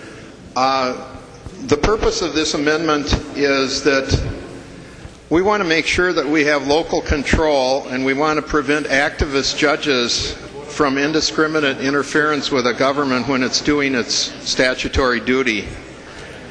We had a case where the agency had made a clear mistake and it wanted to correct its mistake, and it opened up for the required public comment. But a judge issued a special writ ordering the agency to proceed without correcting its mistake and without allowing the normal public comment period. The judge did this amazingly without any notice to the agency or the Attorney General. Our research department indicated this was the only time in history that such a peremptory writ had been issued against a government agency. So what we need to do is just rein in some of these out-of-control activist judges and make them let the government comply with its statutory duty and at least come and argue the case before the judge issues a ruling. Discussion to the amendment as modified. Member from Roseville, Representative Fabian. Thank you, Mr. Speaker. Representative Mullery, I appreciate your concern along these lines. I would like to support you, but this bill is a bill that we put together. We worked a long time on this, and I want to keep it as clean as I can. And I would encourage a red vote, people. Thank you. Discussion to the amendment as modified. Representative Wagenius. Thank you, Mr. Chairman. I think it would be wise for you all to think about the counties you represent and the cities you represent, and think about a judge coming in and without letting the county know there was going to be a hearing so they could come and talk, without letting a city know that there was going to be a hearing so they can come and talk. A judge, an activist judge, is going to demand that that city or county do something. Is that what you want? Because that is what Representative Mullery is trying to stop. It's never happened before, but the problem is, if this thing goes through, this writ goes through, other judges are going to say, there is a precedent here. I can do this too. And folks who want to compel a city or a county or the PCA or the DNR to do something will bring a peremptory writ. That's what it's called. Not used. You don't even hear the words because it's just not used. So right now, DNR has just been sued by some communities. Much more fun to bring a peremptory writ. Members, this is something that you need to consider very carefully in protecting your cities and counties, and because of that, members, I would like to ask for a roll call.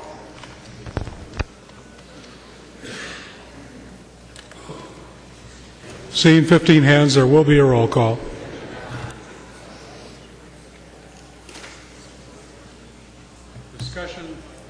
Discussion to the amendment as modified. The member from Roseville, Representative Fabian. Mr. Speaker, thank you. Just please vote red.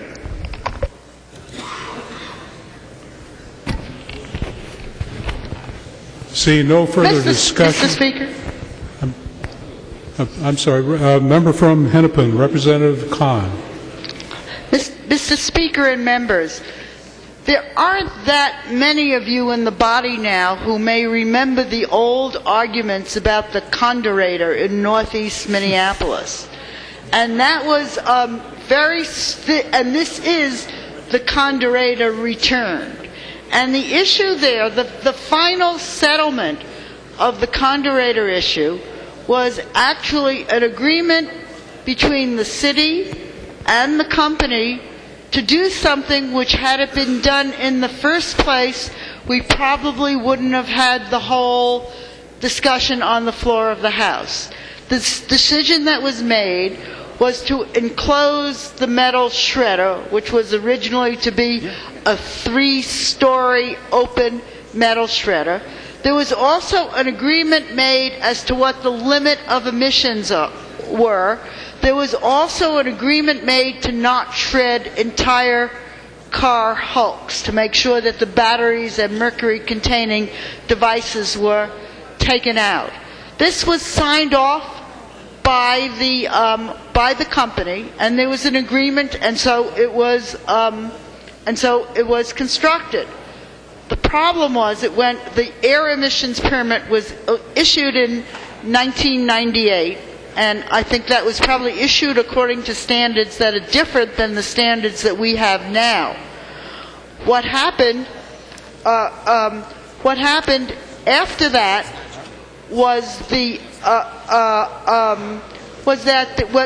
was a long time emissions testing. I don't think was done until maybe 2010 or something like that, and it turned out that the plant was out of compliance with the emission standards that they had completely agreed to. We're not looking at something that they were forced into or anything. This is what they had agreed to and what they had guaranteed when they got their permit. So what are they doing? They went to PCA to then ask to have the limit on emissions raised. And so that's the kind of thing that you should do an EAW or an EIS, to see if it's reasonable to do that. And they started to do this. There was a mistake between the permitting and the enforcement division, and a wrong number was put in place. So they pulled back the permit and they said, we need to rewrite the permit because we made a mistake and a wrong number was put in. And everyone thought there was a reasonable thing. We had all people who were preparing to testify at the hearings understood that it was being held back because they wanted to go over the numbers and make sure that the permit was written with the right number. If you listen carefully to what Representative Mullery says, this delay is to do nothing more than to correct a clerical mistake that was done by PCA, which they admit was a clerical mistake, so that the published permit has the wrong number in it. And so and then you'll then decide whether you need to do the EIS. One of the really bad things about this is that we're looking at a case where we give a permit and according to good scientific principles and so forth, and then the company can't meet it. The company can't meet the permits, and so what is their result? They come in to try and get the emissions limits changed. Remember, this was not something forced upon them. This was a negotiated agreement that allowed the plant to open. And what's worse about it is that the correction in what's going on now is literally to create a mistake with a miscommunication between enforcements and the people and the permitting part. And the thing that's worse about it is using this process, which should not exist in state law, of this ability to go for the writ of mandamus without any kind of public comment. It's just so opposed to any sense of openness and transparency. So I think you really should accept this, Representative Fabian. It's something that's extremely important to largely the community of color, in fact, in North Minneapolis, that has more than its share of industrial pollution. It's also the other thing that is possibly likely to happen. Well, those of you, I know we have people in here who are very concerned about Asian carp, and this is related to the Asian carp, because when this facility was originally permitted, one of the things that the company said was they absolutely had to be on the river site because they needed the river transportation to receive materials and to send out their product. We are now talking about, if you're listening to what's going on, and certainly Senator Klobuchar has made a point that this may happen, about the possibility of closing those locks and dams, which will mean that this site, which said it needed a river location, will no longer have river transport available to it. And so but what happens is if they've gotten this increase in permitting, this will greatly increase the value of their property. So then what will happen is the buying out of this property by either the city, the state, or the park board, it will have to be bought out at a much higher price. So it's much more reasonable not to go through this faulty rewriting of the permit process. Just stop, just read the word peremptory. What we're just trying to do is to stop the peremptory issuance of this permit.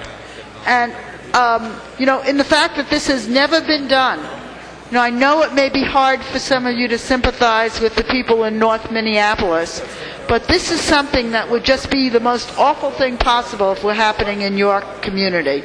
And I think it's time to stop right now and to reform this piece of the law, which we had never seen used before. So, Representative Fabian, I urge you to really, don't say vote no, but I urge you to accept the amendment. We'll pull the roll call and we'll get on with the bill. The member from Hennepin, Representative Champion.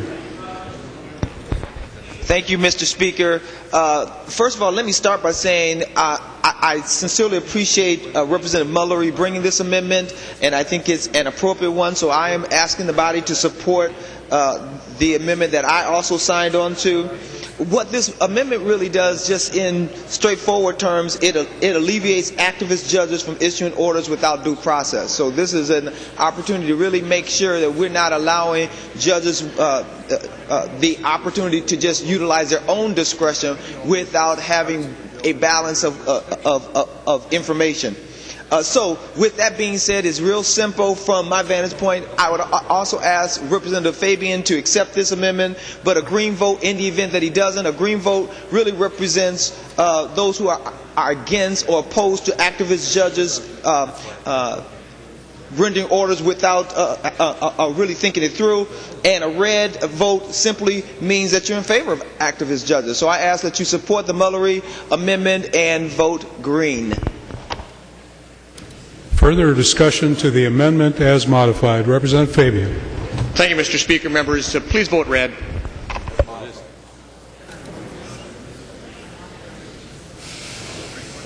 Seeing no further discussion, the clerk will take the roll.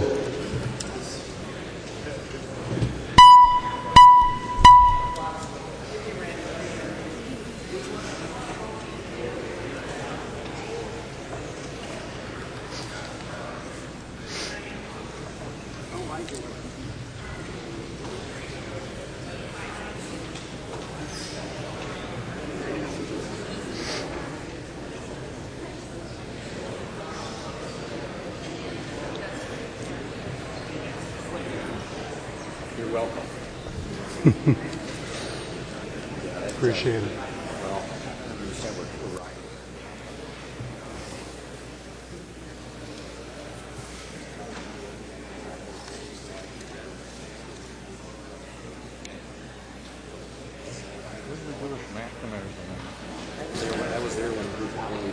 The clerk will close the roll.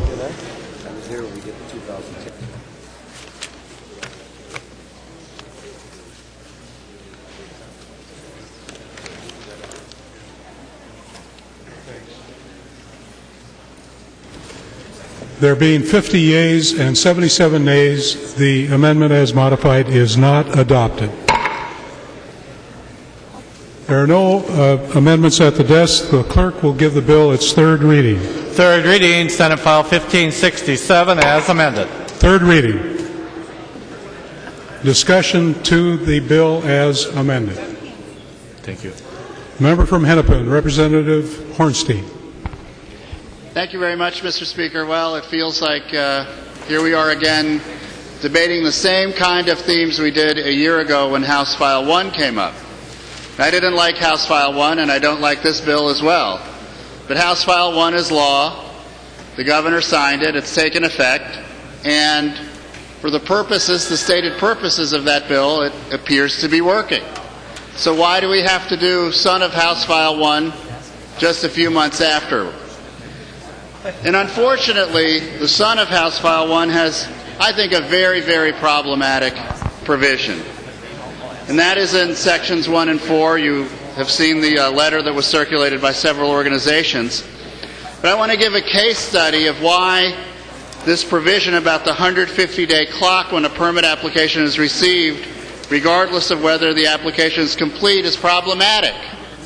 You know, I think there's a myth out there that these delays are caused exclusively by the PCA or the agency that's the RGU, the Regulatory Governmental Unit. But I'll give the same case study on the floor that I gave last year, and that's an issue that I'm working on a lot now with the PCA and others who are concerned about the garbage burner in downtown Minneapolis expanding. The permit application remains incomplete for that facility after 2 years, members, maybe even longer, 2 years, primarily because the proposer has had incomplete information. The PCA asks them for something, they don't give them the information, even simple things. And I outlined a lot of that last year, so we won't go through that again. But this is an actual case study of why this provision is so problematic. And it's not the fault of the Pollution Control Agency. So members, this is a bill that is not going to help even the problem that it's purported to help. And it's going to just simply cause more problems for our precious environment. And members, I would strongly urge you to vote no.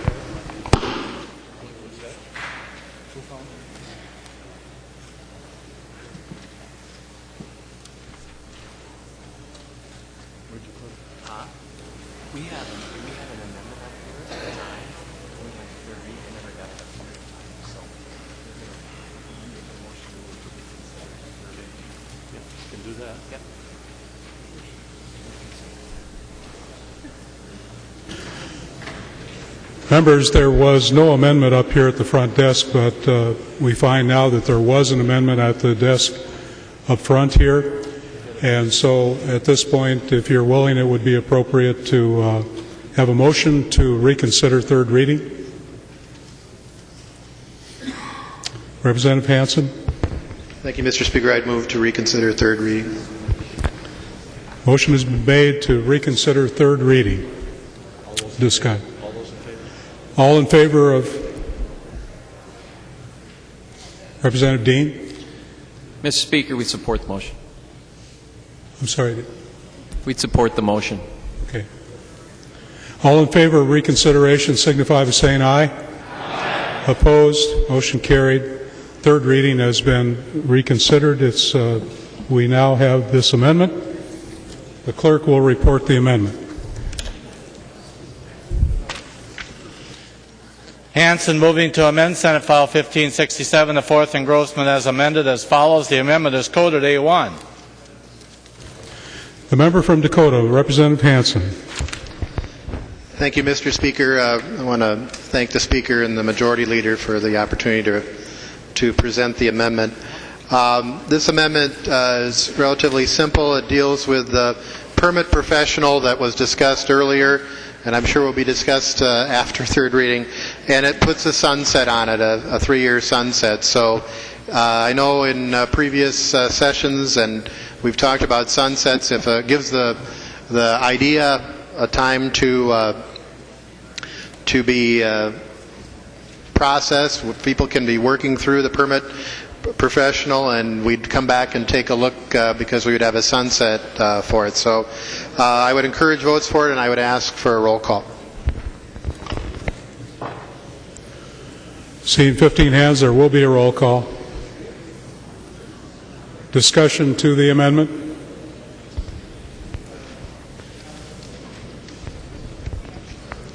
A member from Roseville, Representative Fabian. Thank you, Mr. Speaker. Members, I do not support this amendment. I understand it's important to you, Representative Hansen. You know, we're putting a program in place here. We're going to have people out in Minnesota who are going to be working towards becoming permit professionals. I don't think it would be a good idea to pull the rug out from underneath those people. This is a process that we spent a lot of time working on, and I'd like to see this bill move forward in its current fashion. So I would encourage a red vote. Thank you. Representative Hansen.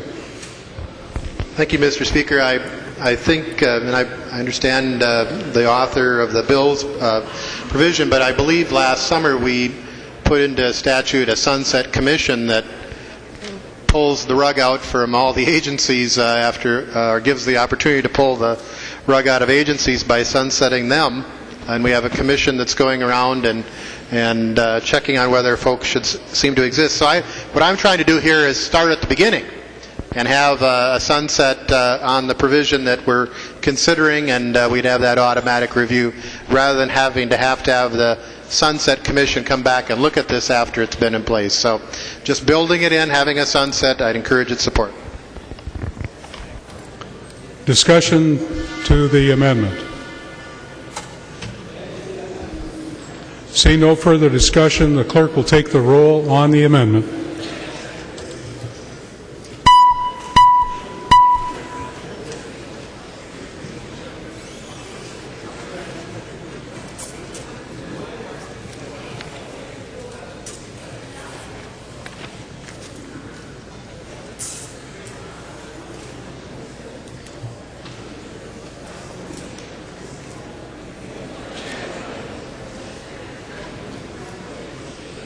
Members, please vote.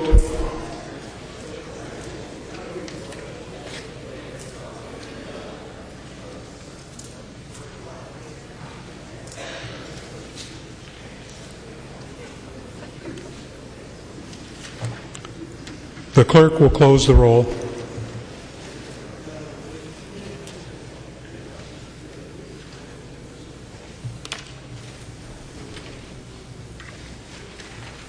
There being 53 yeas and 74 nays, the amendment is not adopted. Call on Representative Falk. Thank you, Mr. Speaker. I would move an oral amendment on page 10 on lines 10.25 and 10.27 to insert the words farmer-owned before facility, and I'm hopeful that Representative Fabian would take this as a friendly amendment. The clerk will report the oral amendment. Have any idea where that This is page 10, lines 10.25 and 10.27. Before facility, insert farmer-owned.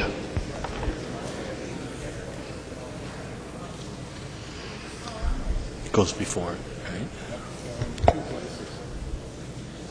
Falk is moving to amend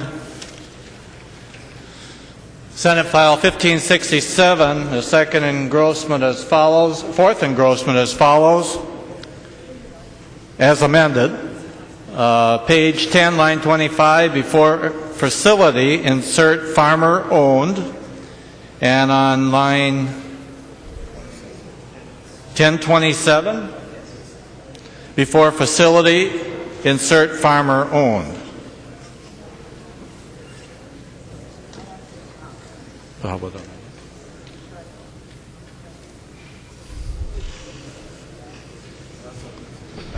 Representative Falk. Thank you, Mr. Speaker. If Representative Fabian, I was wondering if Representative Fabian would accept it as a friendly amendment if he would yield to that question. He will yield. Representative Fabian. I will obviously yield to the question, but I would urge the people to vote red. Thank you. Representative Falk. I'm sorry, Mr. Speaker. Representative Fabian, could you repeat that? I couldn't hear your response. Representative Fabian. I'm not interested in accepting your amendment, Representative Falk. Thank you. Thank you, Mr. Speaker. Well, I would ask for a recall or request a roll call on that amendment then.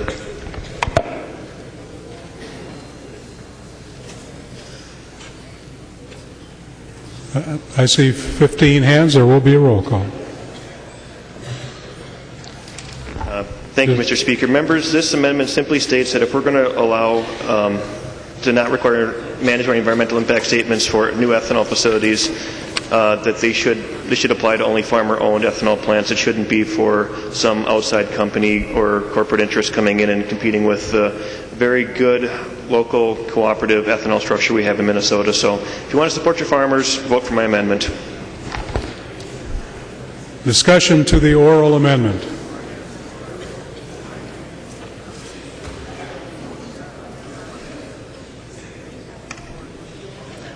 Yes, Representative Anderson. Thanks, Mr. Chair and members. I would agree with the author of the bill to not support this amendment in that we have a lot of businesses that do great work in Minnesota, and some of them may not be a cooperative, but their pollution situation does not pertain to whether they're a cooperative or not. So I think we want to allow businesses that may not have that structure to take advantage of this provision in the bill. Further discussion to the amendment, oral amendment. Seeing no further discussion and a roll call having been requested, the clerk will take the roll.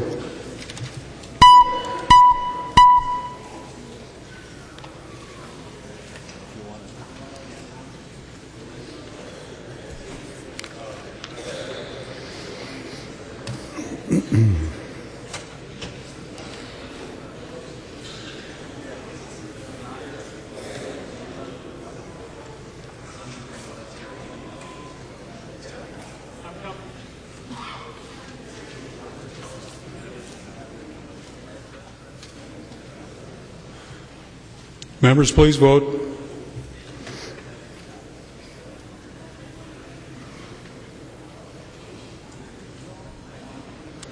The clerk will close the roll.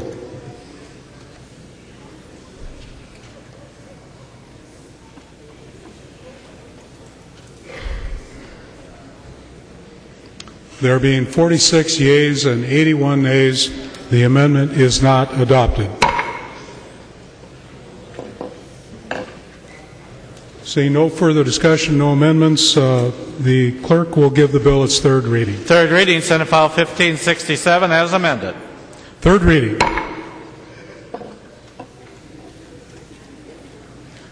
Discussion to the bill. Member from Hennepin, Representative Wagenius. Thank you, Mr. Speaker, Representative Fabian.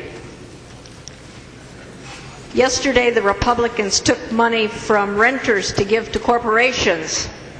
It makes one wonder just how far Republicans will go to help corporations in Minnesota. But today, Republicans are taking property rights from Minnesotans and giving them to corporations. So wonder no more.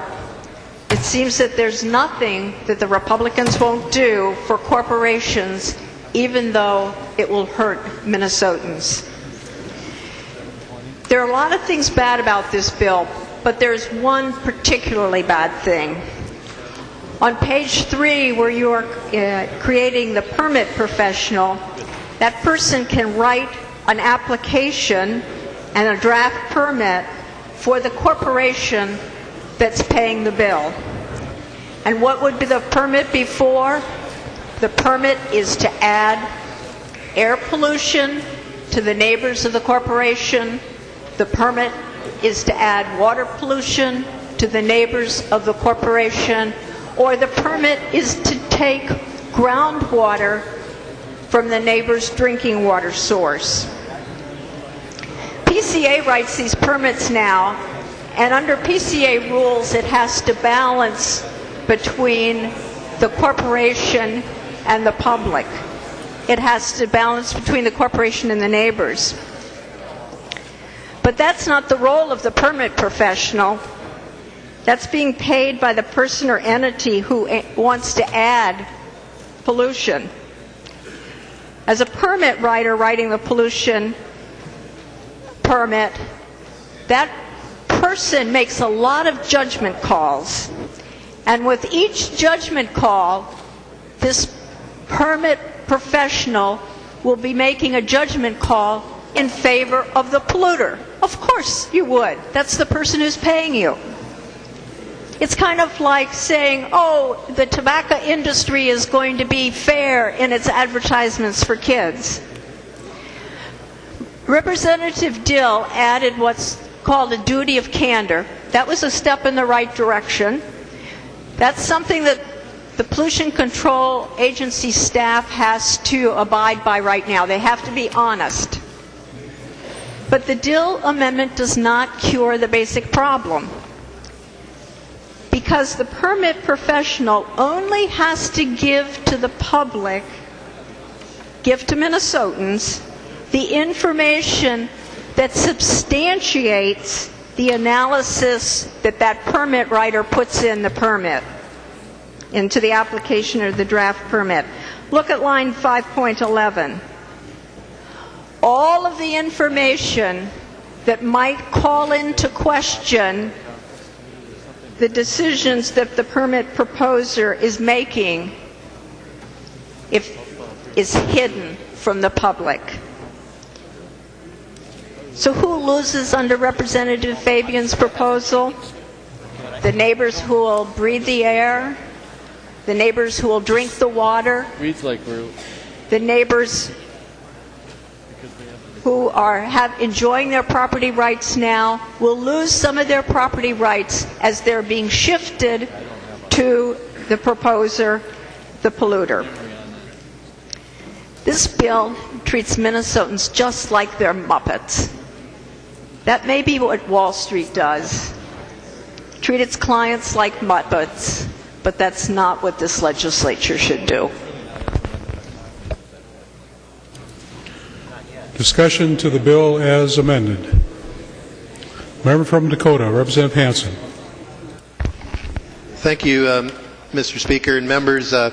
Representative Hilty handed out the Pollution Control Agency letter. I'd encourage folks to take a look at that. We've had a couple amendments that have made some changes, and I appreciate that. But the bill on the whole still has some flaws to it. And therefore I would encourage folks to vote against it. Would Representative Fabian yield for a question? He will yield. Representative Hansen. Representative Fabian, I'm thinking back to last year and when we passed House File 1. I think we passed that a day before the legislative auditor came out with a report and recommendations for dealing with permitting. And then the next day after we had already, it may have been the day after we passed it or the day after it was signed, I can't remember. But you and I were at the audit release, and there were a number of recommendations that the legislative auditor had. Could you explain to me how the bill in front of us incorporates if it incorporates any recommendations from the legislative auditor, and if it does, what those are? Representative Fabian. Thank you, Mr. Speaker. Representative Hansen. In terms of the specifics with regards to the legislative auditor's report and how we've incorporated it into here, I don't have the legislative auditor's report in front of me, and I'd rather not comment on that. So I can't address the specifics here, no. Thank you. Representative Hansen. Mr. Speaker, members, there's not that many recommendations from the legislative auditor's report. in the bill in front of us. And we've had a year. We've had a third party look at the changes. We made significant changes into the bill, or to the permitting process last year. So, Representative Fabian, we talked in committee. You know, not all sequels are great. This is a sequel to last year's work. The original bill is going through the process. The agency is implementing it, and here we come with another bill attempting to build on, even when we're in the process of going with the bill from last year. So the bill is premature. The agency is working on the reforms that were adopted last year. It's not quite ready for prime time, and it would be good to go back and look at the auditor's report, look at the changes, talk to the agency about what they're finding as they're implementing House File 1. We're not ready yet, and I would encourage folks to vote no.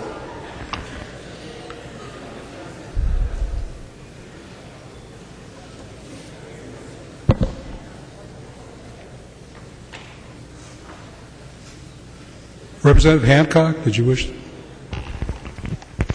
Thank you, Mr. Speaker.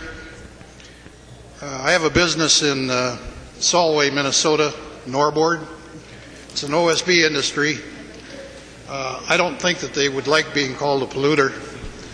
They employ 141 people, do about $60 million a year. I talked recently with their general manager, came down and talked to my office, and wanted to thank me for helping support House File 1, which, with the cooperation of the governor and the commissioner, they were able to speed up their permitting process, which allowed their company to invest another $4 million into updating it. And this is an industry that over the last few years has been devastated. In fact, about 45% of that industry in North America is now closed. Norboard itself has plants all around the world. There are 6 plants in southeast United States, 2 in Canada, and 4 in Europe. Without their ability to gain the permits, this money would have gone to Norboard, but it would have probably gone south into one of our southern states.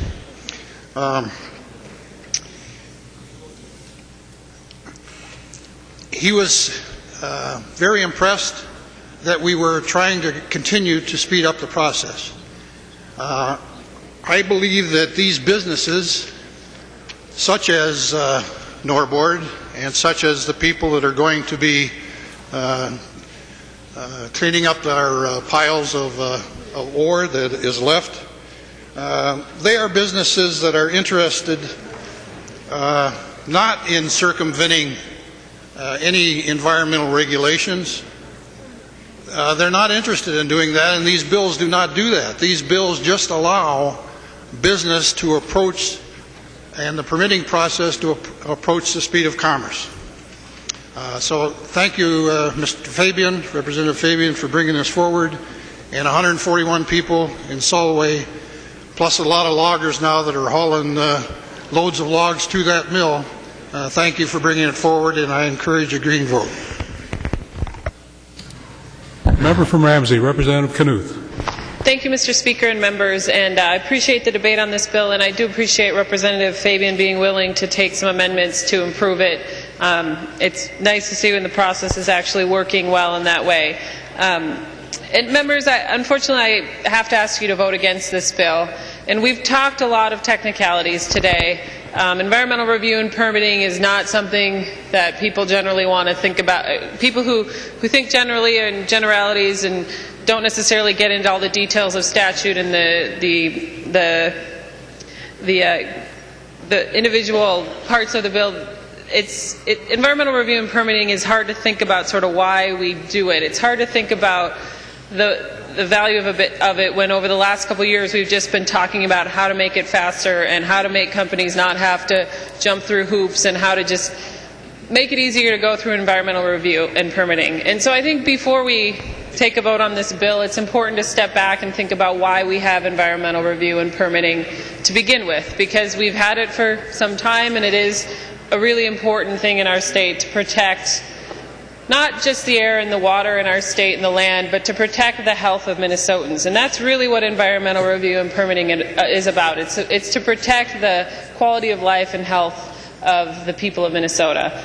And I live in a district that has had major impacts from pollutants that have been put into the land and the water, and not the air currently, but at one point the air as well in our community. I have a number of Superfund sites in my district, the largest of which I'm sure you've heard of, is the Twin Cities Army Ammunition Plant. And that wasn't a company, that was the federal government ramping up to fight World War II. And that's a great legacy in my community, that we really contributed to the United States successfully fighting in World War II.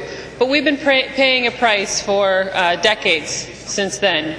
I grew up drinking New Brighton water, and luckily in the early 80s, New Brighton sued the federal government and won, and the federal government Army now pays for a special water treatment plant in New Brighton that we'll have for decades to make sure that the TCE plume that flows under New Brighton and St. Anthony doesn't impact the health of the people living in the area. I also have an old refinery site in my district and an old asphalt site in my district, an old rendering plant in my district. So you can imagine there's a lot of work to get this land and water back into safe, healthy, productive use. And I bring this up, members, because to me, environmental review and permitting is really personal. I don't like when I go to church and members of my community sort of say off to the side, I wonder if this illness I have, or this cancer that my dad had, or this my wife has is maybe partially related to that water that we drank for a long time before the plant came. And I trust the plant now. I drink New Brighton water many times a day and grew up on it. But I don't think there's health concerns there. But there's a legacy of that pollution that still the people in my community still feel and still understand. And they're still actually, frankly, not able to swim in one of the lakes in my community because of this legacy. And there's also an economic impact and an economic legacy of this pollution. The city of New Brighton that I live in has done huge work to redevelop an area in the city, the New Brighton Exchange, formerly the Northwest Quadrant. They had to get money from the state and from the county and from their own city property taxpayers to clean up that land, to remove soil, to put in some issues to deal with. Actually, there's an unlicensed dump in the area as well. And that land has been for decades sitting empty. And just recently, just in the last 5 or so years, we've gone in and the PCA has certified that it's healthy. They've moved forward with some construction projects, a hotel, some housing, a large corporate building. And that was decades of development and redevelopment that my community lost out on because of a legacy of pollution that they've finally come to terms with and finally really have dealt with. And you've probably read about TCAP more in the last 6 months than you have in the last number of years.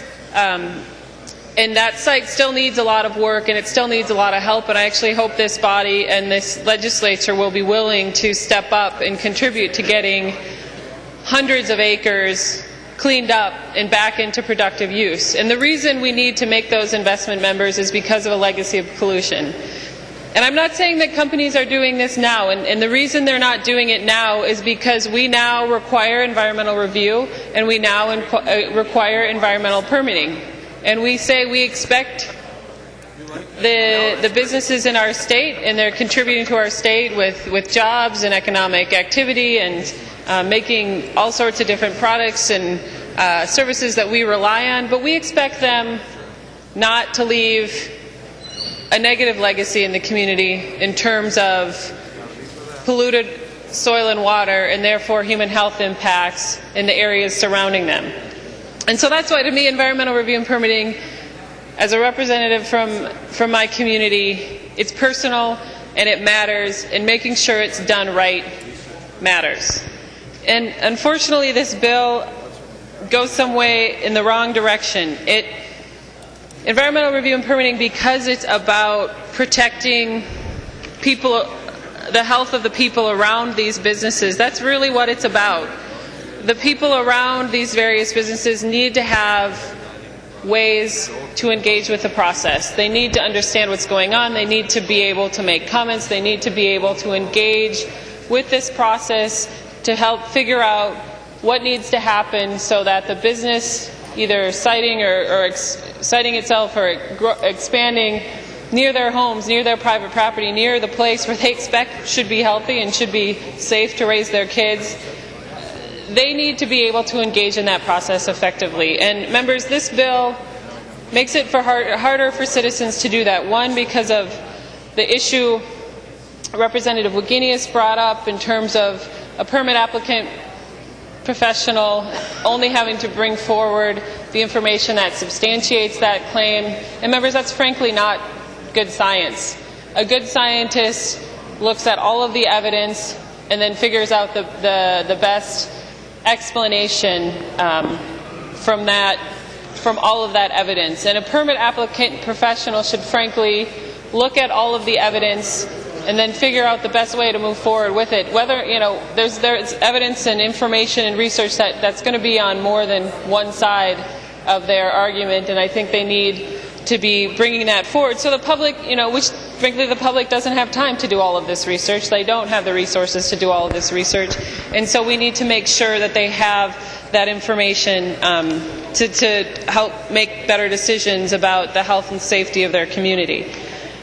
And the permit applicant professional, I still have some confusion about where in that process citizens can engage and can come in, and I don't think all the questions have been answered there, and that to me is the biggest issue, because environmental review and permitting, when you step back and look at the big picture, is about, yes, keeping our air and water clean, but it's ultimately about the health and safety of the citizens of Minnesota and making sure that the businesses that they share their homes with and that are in their communities, that they're good neighbors and that they're not putting something into the air or into the water or into the soil that's going to immediately impact the health of the community or leave a legacy for decades that community is going to have to deal with economically. And so, members, the citizens need to have a strong voice in this process because they do have such a huge stake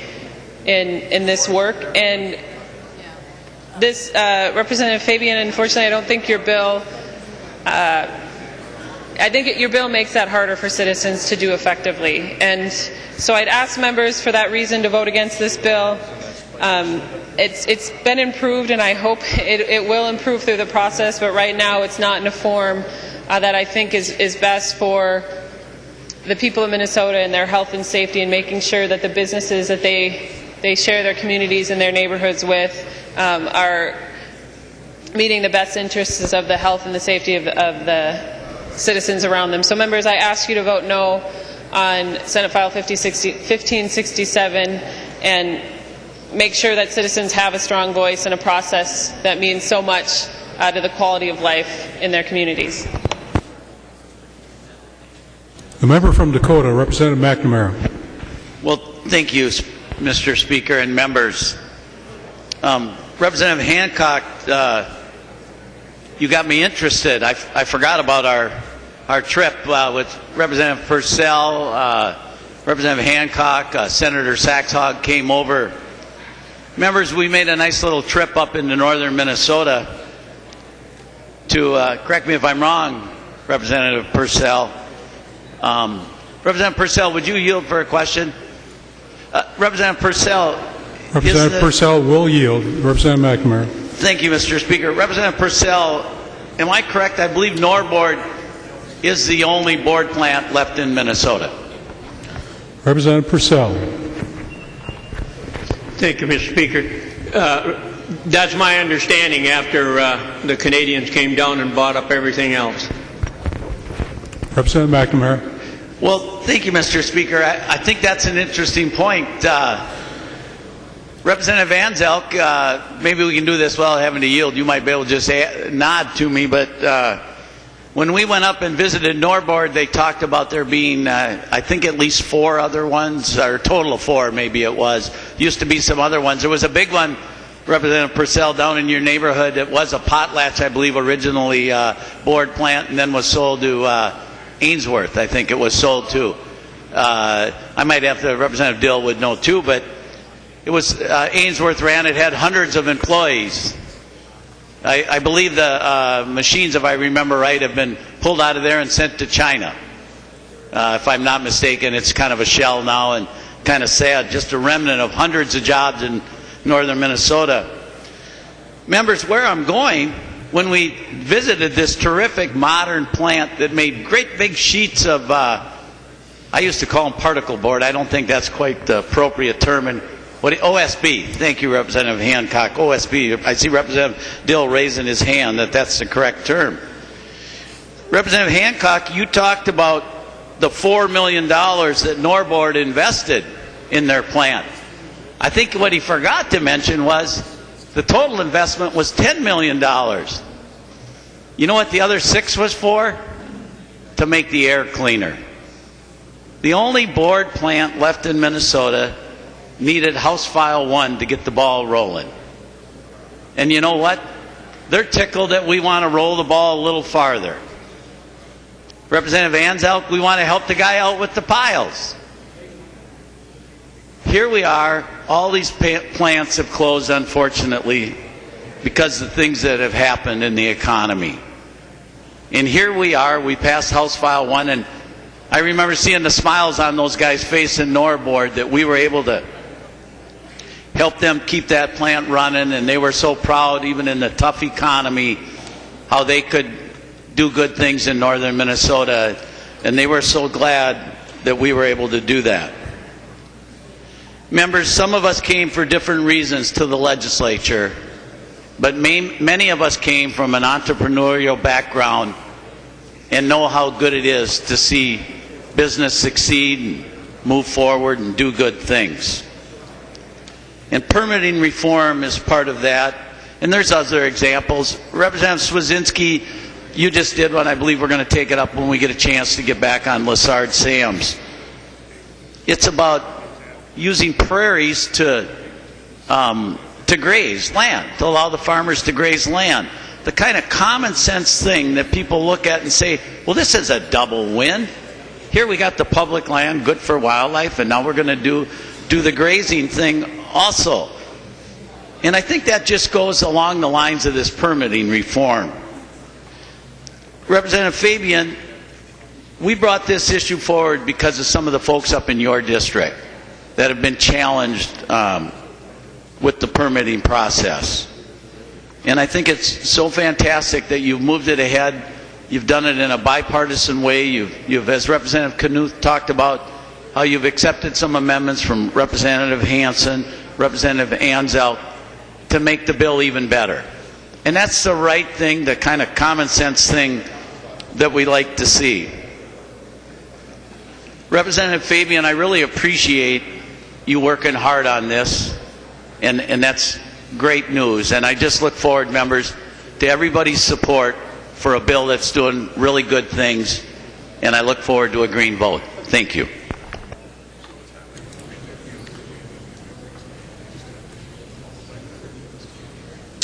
Representative Fabian. Thank you, Mr. Speaker. Members, thank you for a spirited debate. I enjoy the fact that it remains respectful, and we can agree to disagree at times. I have tried to work across the aisle. Representative McNamara mentioned. I also want to point out Representative Dill's amendment that we accepted here. You know, I have the distinct honor and pleasure of representing Northwest Minnesota, and I'm just as proud of where I live as you are where you live. And in that part of the state, we have some fantastic companies that provide thousands of jobs that have impact all across the state of Minnesota. And you've heard me talk about them before, and I know it's ad nauseum for some of you to hear me brag about the good companies that I represent, but I also represent the people that work at those companies. And this bill is a jobs bill.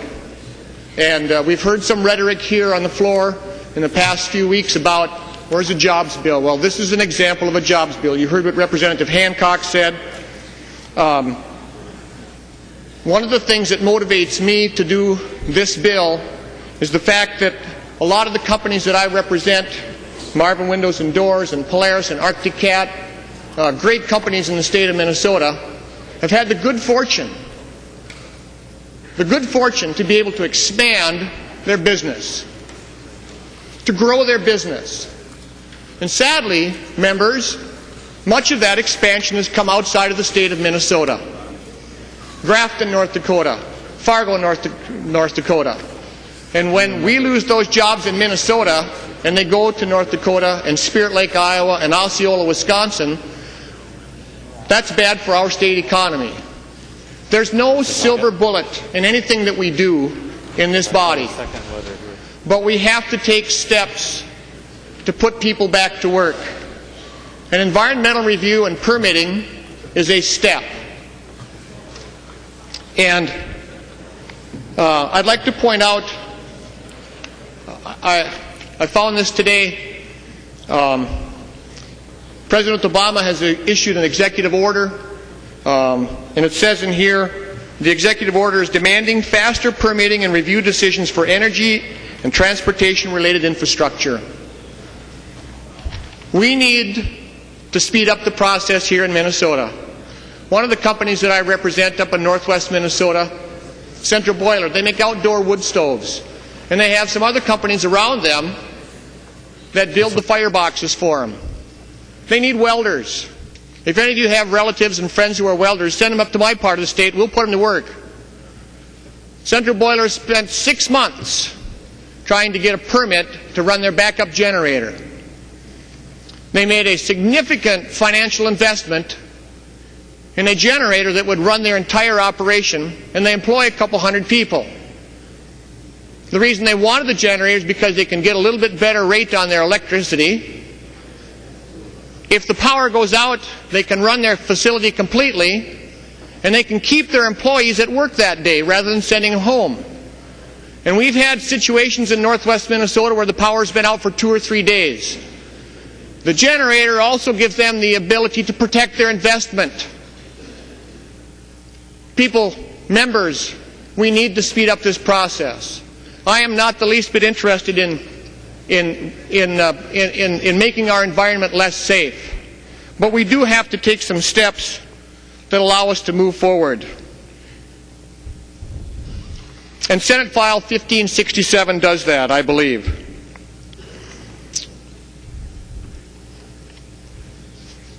Representative Knuth, I admire you a lot. We disagree a lot, and I appreciate that. You made some comments about the permit professional, and you're not comfortable with that. I want to emphasize one word in there, and that's professional. Professional engineers who have 10 years of experience in the field, who have to be certified by MPCA, I don't believe are going to submit poor applications. One of the things about the permit professional is the fact that it is an option. It's not required, it's an option. And I want to create an option for cities in my area of the state, and yours too, who maybe are looking at a complicated permit that they have to do to upgrade a sewage treatment plant. A lot of these companies, a lot of these cities, don't necessarily have the resources to be able to do this. And if we can do some things to streamline the process, to speed up the process, they're going to save money. They're going to save our taxpayers' dollars money. And you can't make me believe that cities want to pollute their streams and rivers that flow through them. I don't believe that. The other thing that has come up time and again is that the permit professional is able to submit their application and their draft permit. Submission doesn't mean it's approved. Representative Knuth, the timelines are still in place. The public comment periods are still in place. And other review mechanisms are still in place. We are not taking those away. House File 1 last year was a bipartisan bill. Most of you remember how you voted. I know how you voted. The governor signed it. We recognize the fact that permitting and environmental review is an important part for helping our local communities and helping businesses. I admire the comments that some of my fellow members made last night talking about the businesses that provide jobs in the state of Minnesota. I'm really proud of the fact that Representative Anzels brings an amendment forward that's going to allow it to create more jobs on the Iron Range. Thank you, Representative Anzels. I look forward to green vote for that bill. Representative McElpatrick, Representative Rukavina, Moline, this is something that's going to be good for you. Representative Dill, thank you for the things that you brought forward. Representative Hansen, you as well. I do want to point out a couple of other things that have been in the news lately, and I know that most of you are aware of these things. Toro Company has announced an expansion into Iowa. Okay? You can read about it. Minnesota-based company, MTI. The one that really caught my eye, a couple of weeks ago I was back home in my district, and I was reading the Grand Forks Herald, and there was a column, an article in there about a proposed development of a new project in Devils Lake, North Dakota. In Devils Lake, North Dakota, they're going to provide 112 jobs. They're going to take wheat straw. We have a lot of wheat straw in northwest Minnesota. Representative Hamilton, I know you've got some wheat down there. It might be a little far south, but you've got some there. Representative Marquardt, you got wheat in your area. I know that. Representative Eakin, they're taking wheat straw and they're going to turn it into a pulp, and they're going to make environmentally friendly products. And those environmentally friendly products include biodegradable things such as pizza pans, tableware, and tissue products. They're doing that in Devils Lake, North Dakota. When they were out looking for a place to build and expand to, they had 243 responses to their idea. The final two came down to Devils Lake, North Dakota, and Amarillo, Texas. Some of you know where I'm going with this. This is a company that's located in Plymouth, Minnesota. It's called Ultra Green. Now, I'm not beginning to suggest that the only reason that they went over there is because of permitting. But the message that I'm trying to convey is that, members, we have got to do a better job of creating jobs here in Minnesota. I've heard about jobs bills. Here's a jobs bill.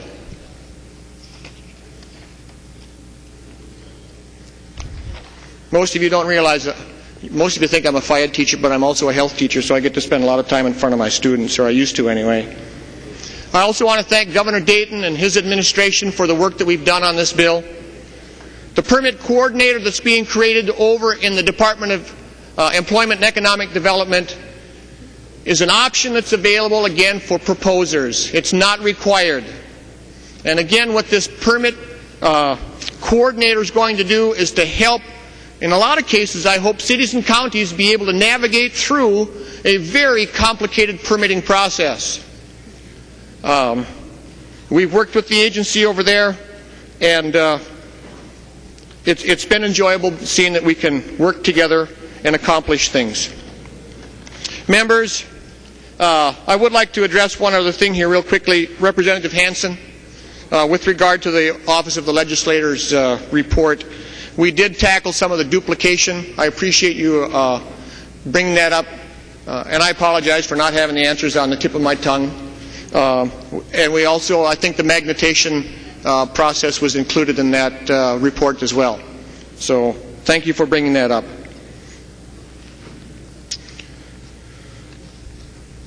Members, this means a lot to the state of Minnesota. I appreciate the fact that some of you disagree with me, and I respect all of you. I would encourage a green vote. Thank you. Seeing no further discussion, the clerk will take the roll.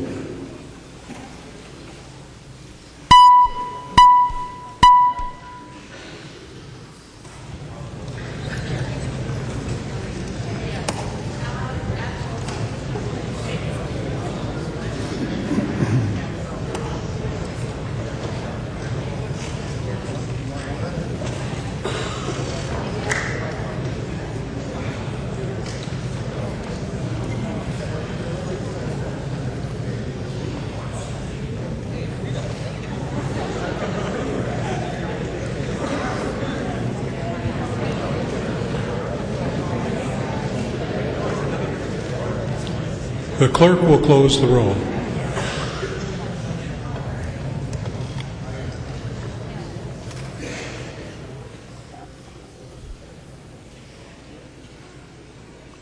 There being 79 yeas and 49 nays, the bill as amended is passed and the title agreed to. The next bill on the calendar for the day is House File 2333. The clerk will report the bill.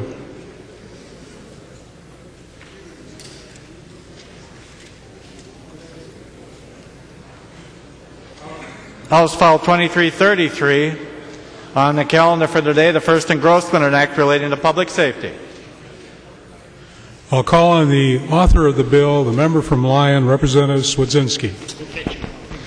Mr. Speaker, members, I want to just thank you all for being here today. House File 2333 is a bill that helps small businesses by streamlining the process to collect payments for motor fuel drive-offs.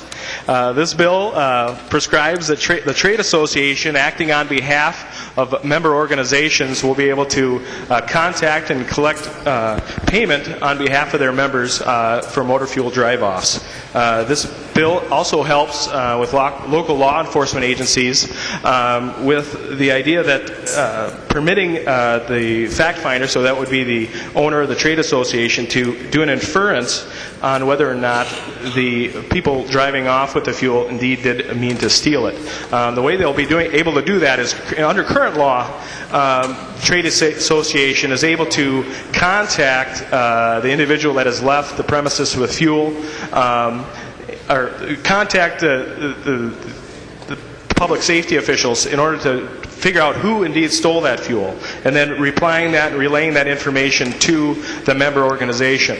What this bill does is simply allow, so under what would happen normally is a member organization, a gas station in your local community, before they press a button to dispense fuel, as they currently will write down the contact information, so the license plate number, color, model of the car, and record that. And at the end of the transaction, if that person happens to drive off, they either contact local police at that current time, or they go ahead and contact the trade association to indeed figure out the address, name, phone number of that individual that stole it. And what this bill would do in certain circumstances is allow the trade association to then contact that individual, give them 30 days to reply, to either send payment in order to collect payment as a trade association for a small fee, and then send that payment to the member organization, to the gas station. With fuel prices going up in the state, this is becoming a growing issue. We've got certain jurisdiction municipalities in the state that are passing ordinances that only allow gas stations to do either prepay or pay at the pump. And I'm not sure if you have a lot of mom and pop shops within your communities, but this is really putting a big dent into business, because fuel, the money that these businesses make on fuel, is really a small sliver of their real general business.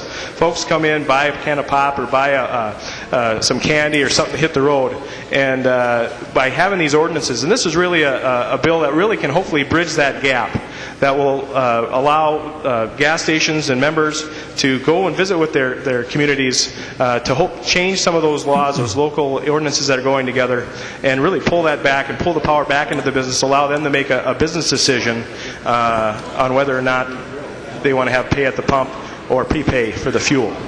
I know Brandon Peterson and others have spoken to me about those issues within their districts, and we're hoping that this bill can really bridge that gap and allow the trade association, acting on behalf of their membership, to contact, give 30 days, collect the fee, and then hopefully return the money to the rightful business owner. So with that, I am open up the questions.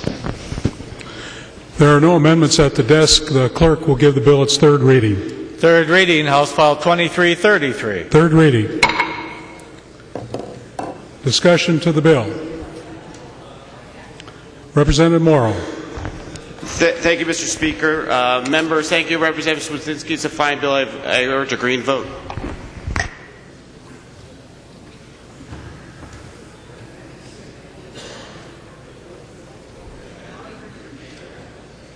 Seeing no further discussion, the clerk will take the roll.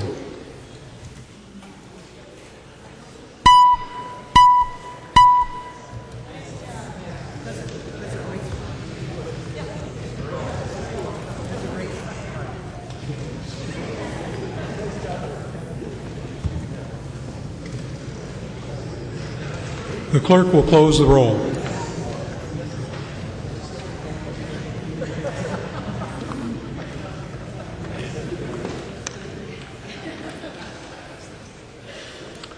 There being 128 yeas and no nays, the bill is passed and the title agreed to. The member from Washington, Representative Dean. Mr. Speaker, I move the calendar of the day be continued. Representative Dean moves that the calendar of the day be discontinued. All in favor, say aye. Opposed? Motion carried. Mr. Speaker. Representative Dean. Mr. Speaker, I'd like to move a brief recess to the call of the chair for approximately 15 or 20 minutes. The request is, a motion is to a brief recess at the call of the chair. All in favor? No, Mr. Representative Thiessen. Mr. Speaker, would Representative Dean yield for a question? He will yield. Representative Thiessen. Representative Dean, what is the plan for the rest of the evening if we're going into recess and we've already continued the calendar for the day? Representative Dean. Mr. Speaker, Representative Thiessen, we're just going to have a brief recess for a caucus. We'll be back, and then we'll continue with our business. Mr. Speaker. Representative Thiessen. Well, I understand that there is a health committee vote, a health committee's meeting with dozens and dozens of amendments that need to get through today. Higher ed has to go in. I know the Commerce Committee, Representative Hoppe, has some bills yet to be continued. So I would actually ask for, I would move to adjourn, and we can come back and deal with the business tomorrow.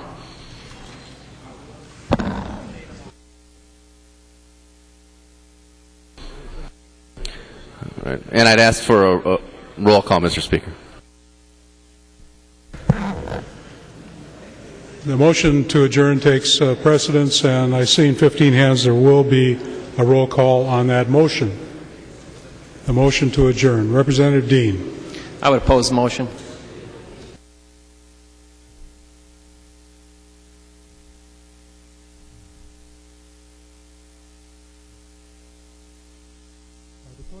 The clerk will take the roll on the motion to adjourn.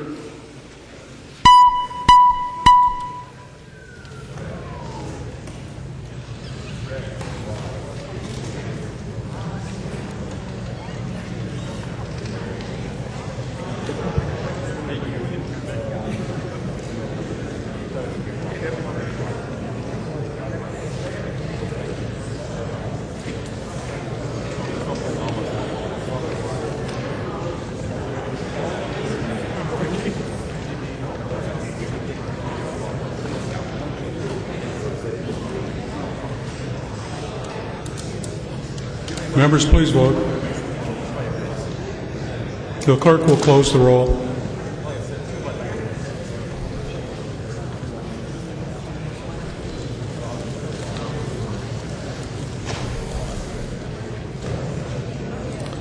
There being 58 yeas and 70 nays, the motion to adjourn does not prevail. 16.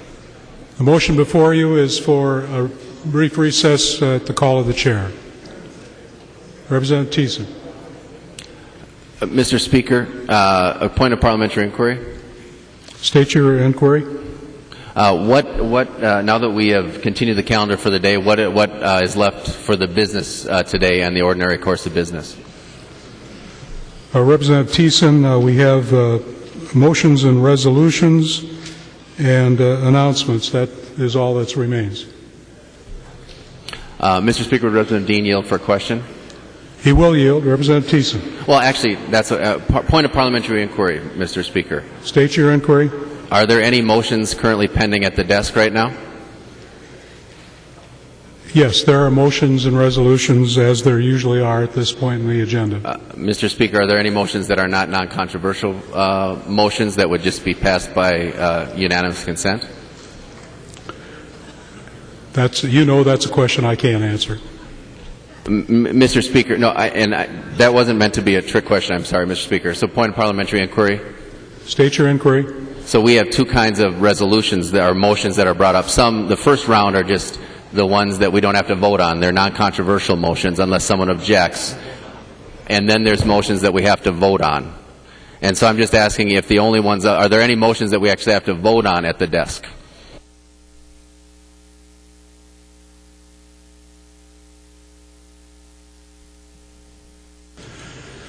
Representative Thiessen, we actually vote on all resolutions and all motions, even when we say if there's no objection, that in effect is a vote. Okay, thank you, Mr. Speaker. So would Representative Dean yield for a question? He will yield. Representative Thiessen. So, Representative Dean, it sounds like there's only non-controversial motions at the desk at this point. Can you let us know what we have to recess for, why we can't just take those motions up and get adjourned instead of having to come back? What other order of business you're interested in? Representative Dean. Mr. Speaker, Representative Thiessen, the script for the session is in front of you. We do have some business ahead of us. We just need a brief recess, and hopefully in very short order we can conclude the session today and get on to the committee work that we have. I know Representative Abler has probably got the most packed committee tonight, so we do want to move as quickly as possible, and we'd like to get to that. Appreciate your support. Representative Thiessen. Thank you, Mr. Speaker. And that was the whole purpose of our motion to adjourn, to allow Representative Abler to get there, and your caucus apparently was not that interested in getting to Representative Abler's committee and getting their work done. Mr. Speaker, I wish we could get a little bit more communication on what's actually happening, what the need for the recess is. That would be helpful to all parties concerned, but apparently that's not what the majority party is interested right now. So we'll be meeting in room 316, members, when we move to a recess. All in favor of the recess at the call of the chair signify by saying aye. Aye. Opposed? No. Motion prevails. We're in recess at the call of the chair. Division, Mr. Speaker. Division has been requested. Those in favor of the motion for a recess, please stand.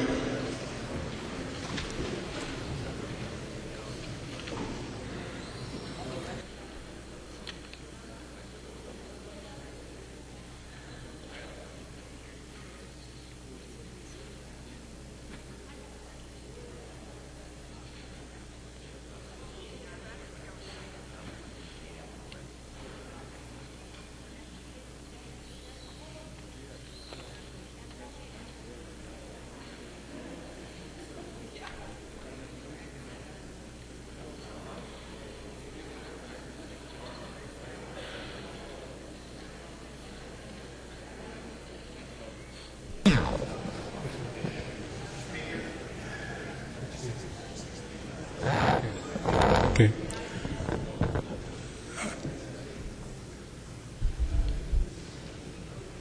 Members, there are 69 ayes, and so the motion for recess does prevail.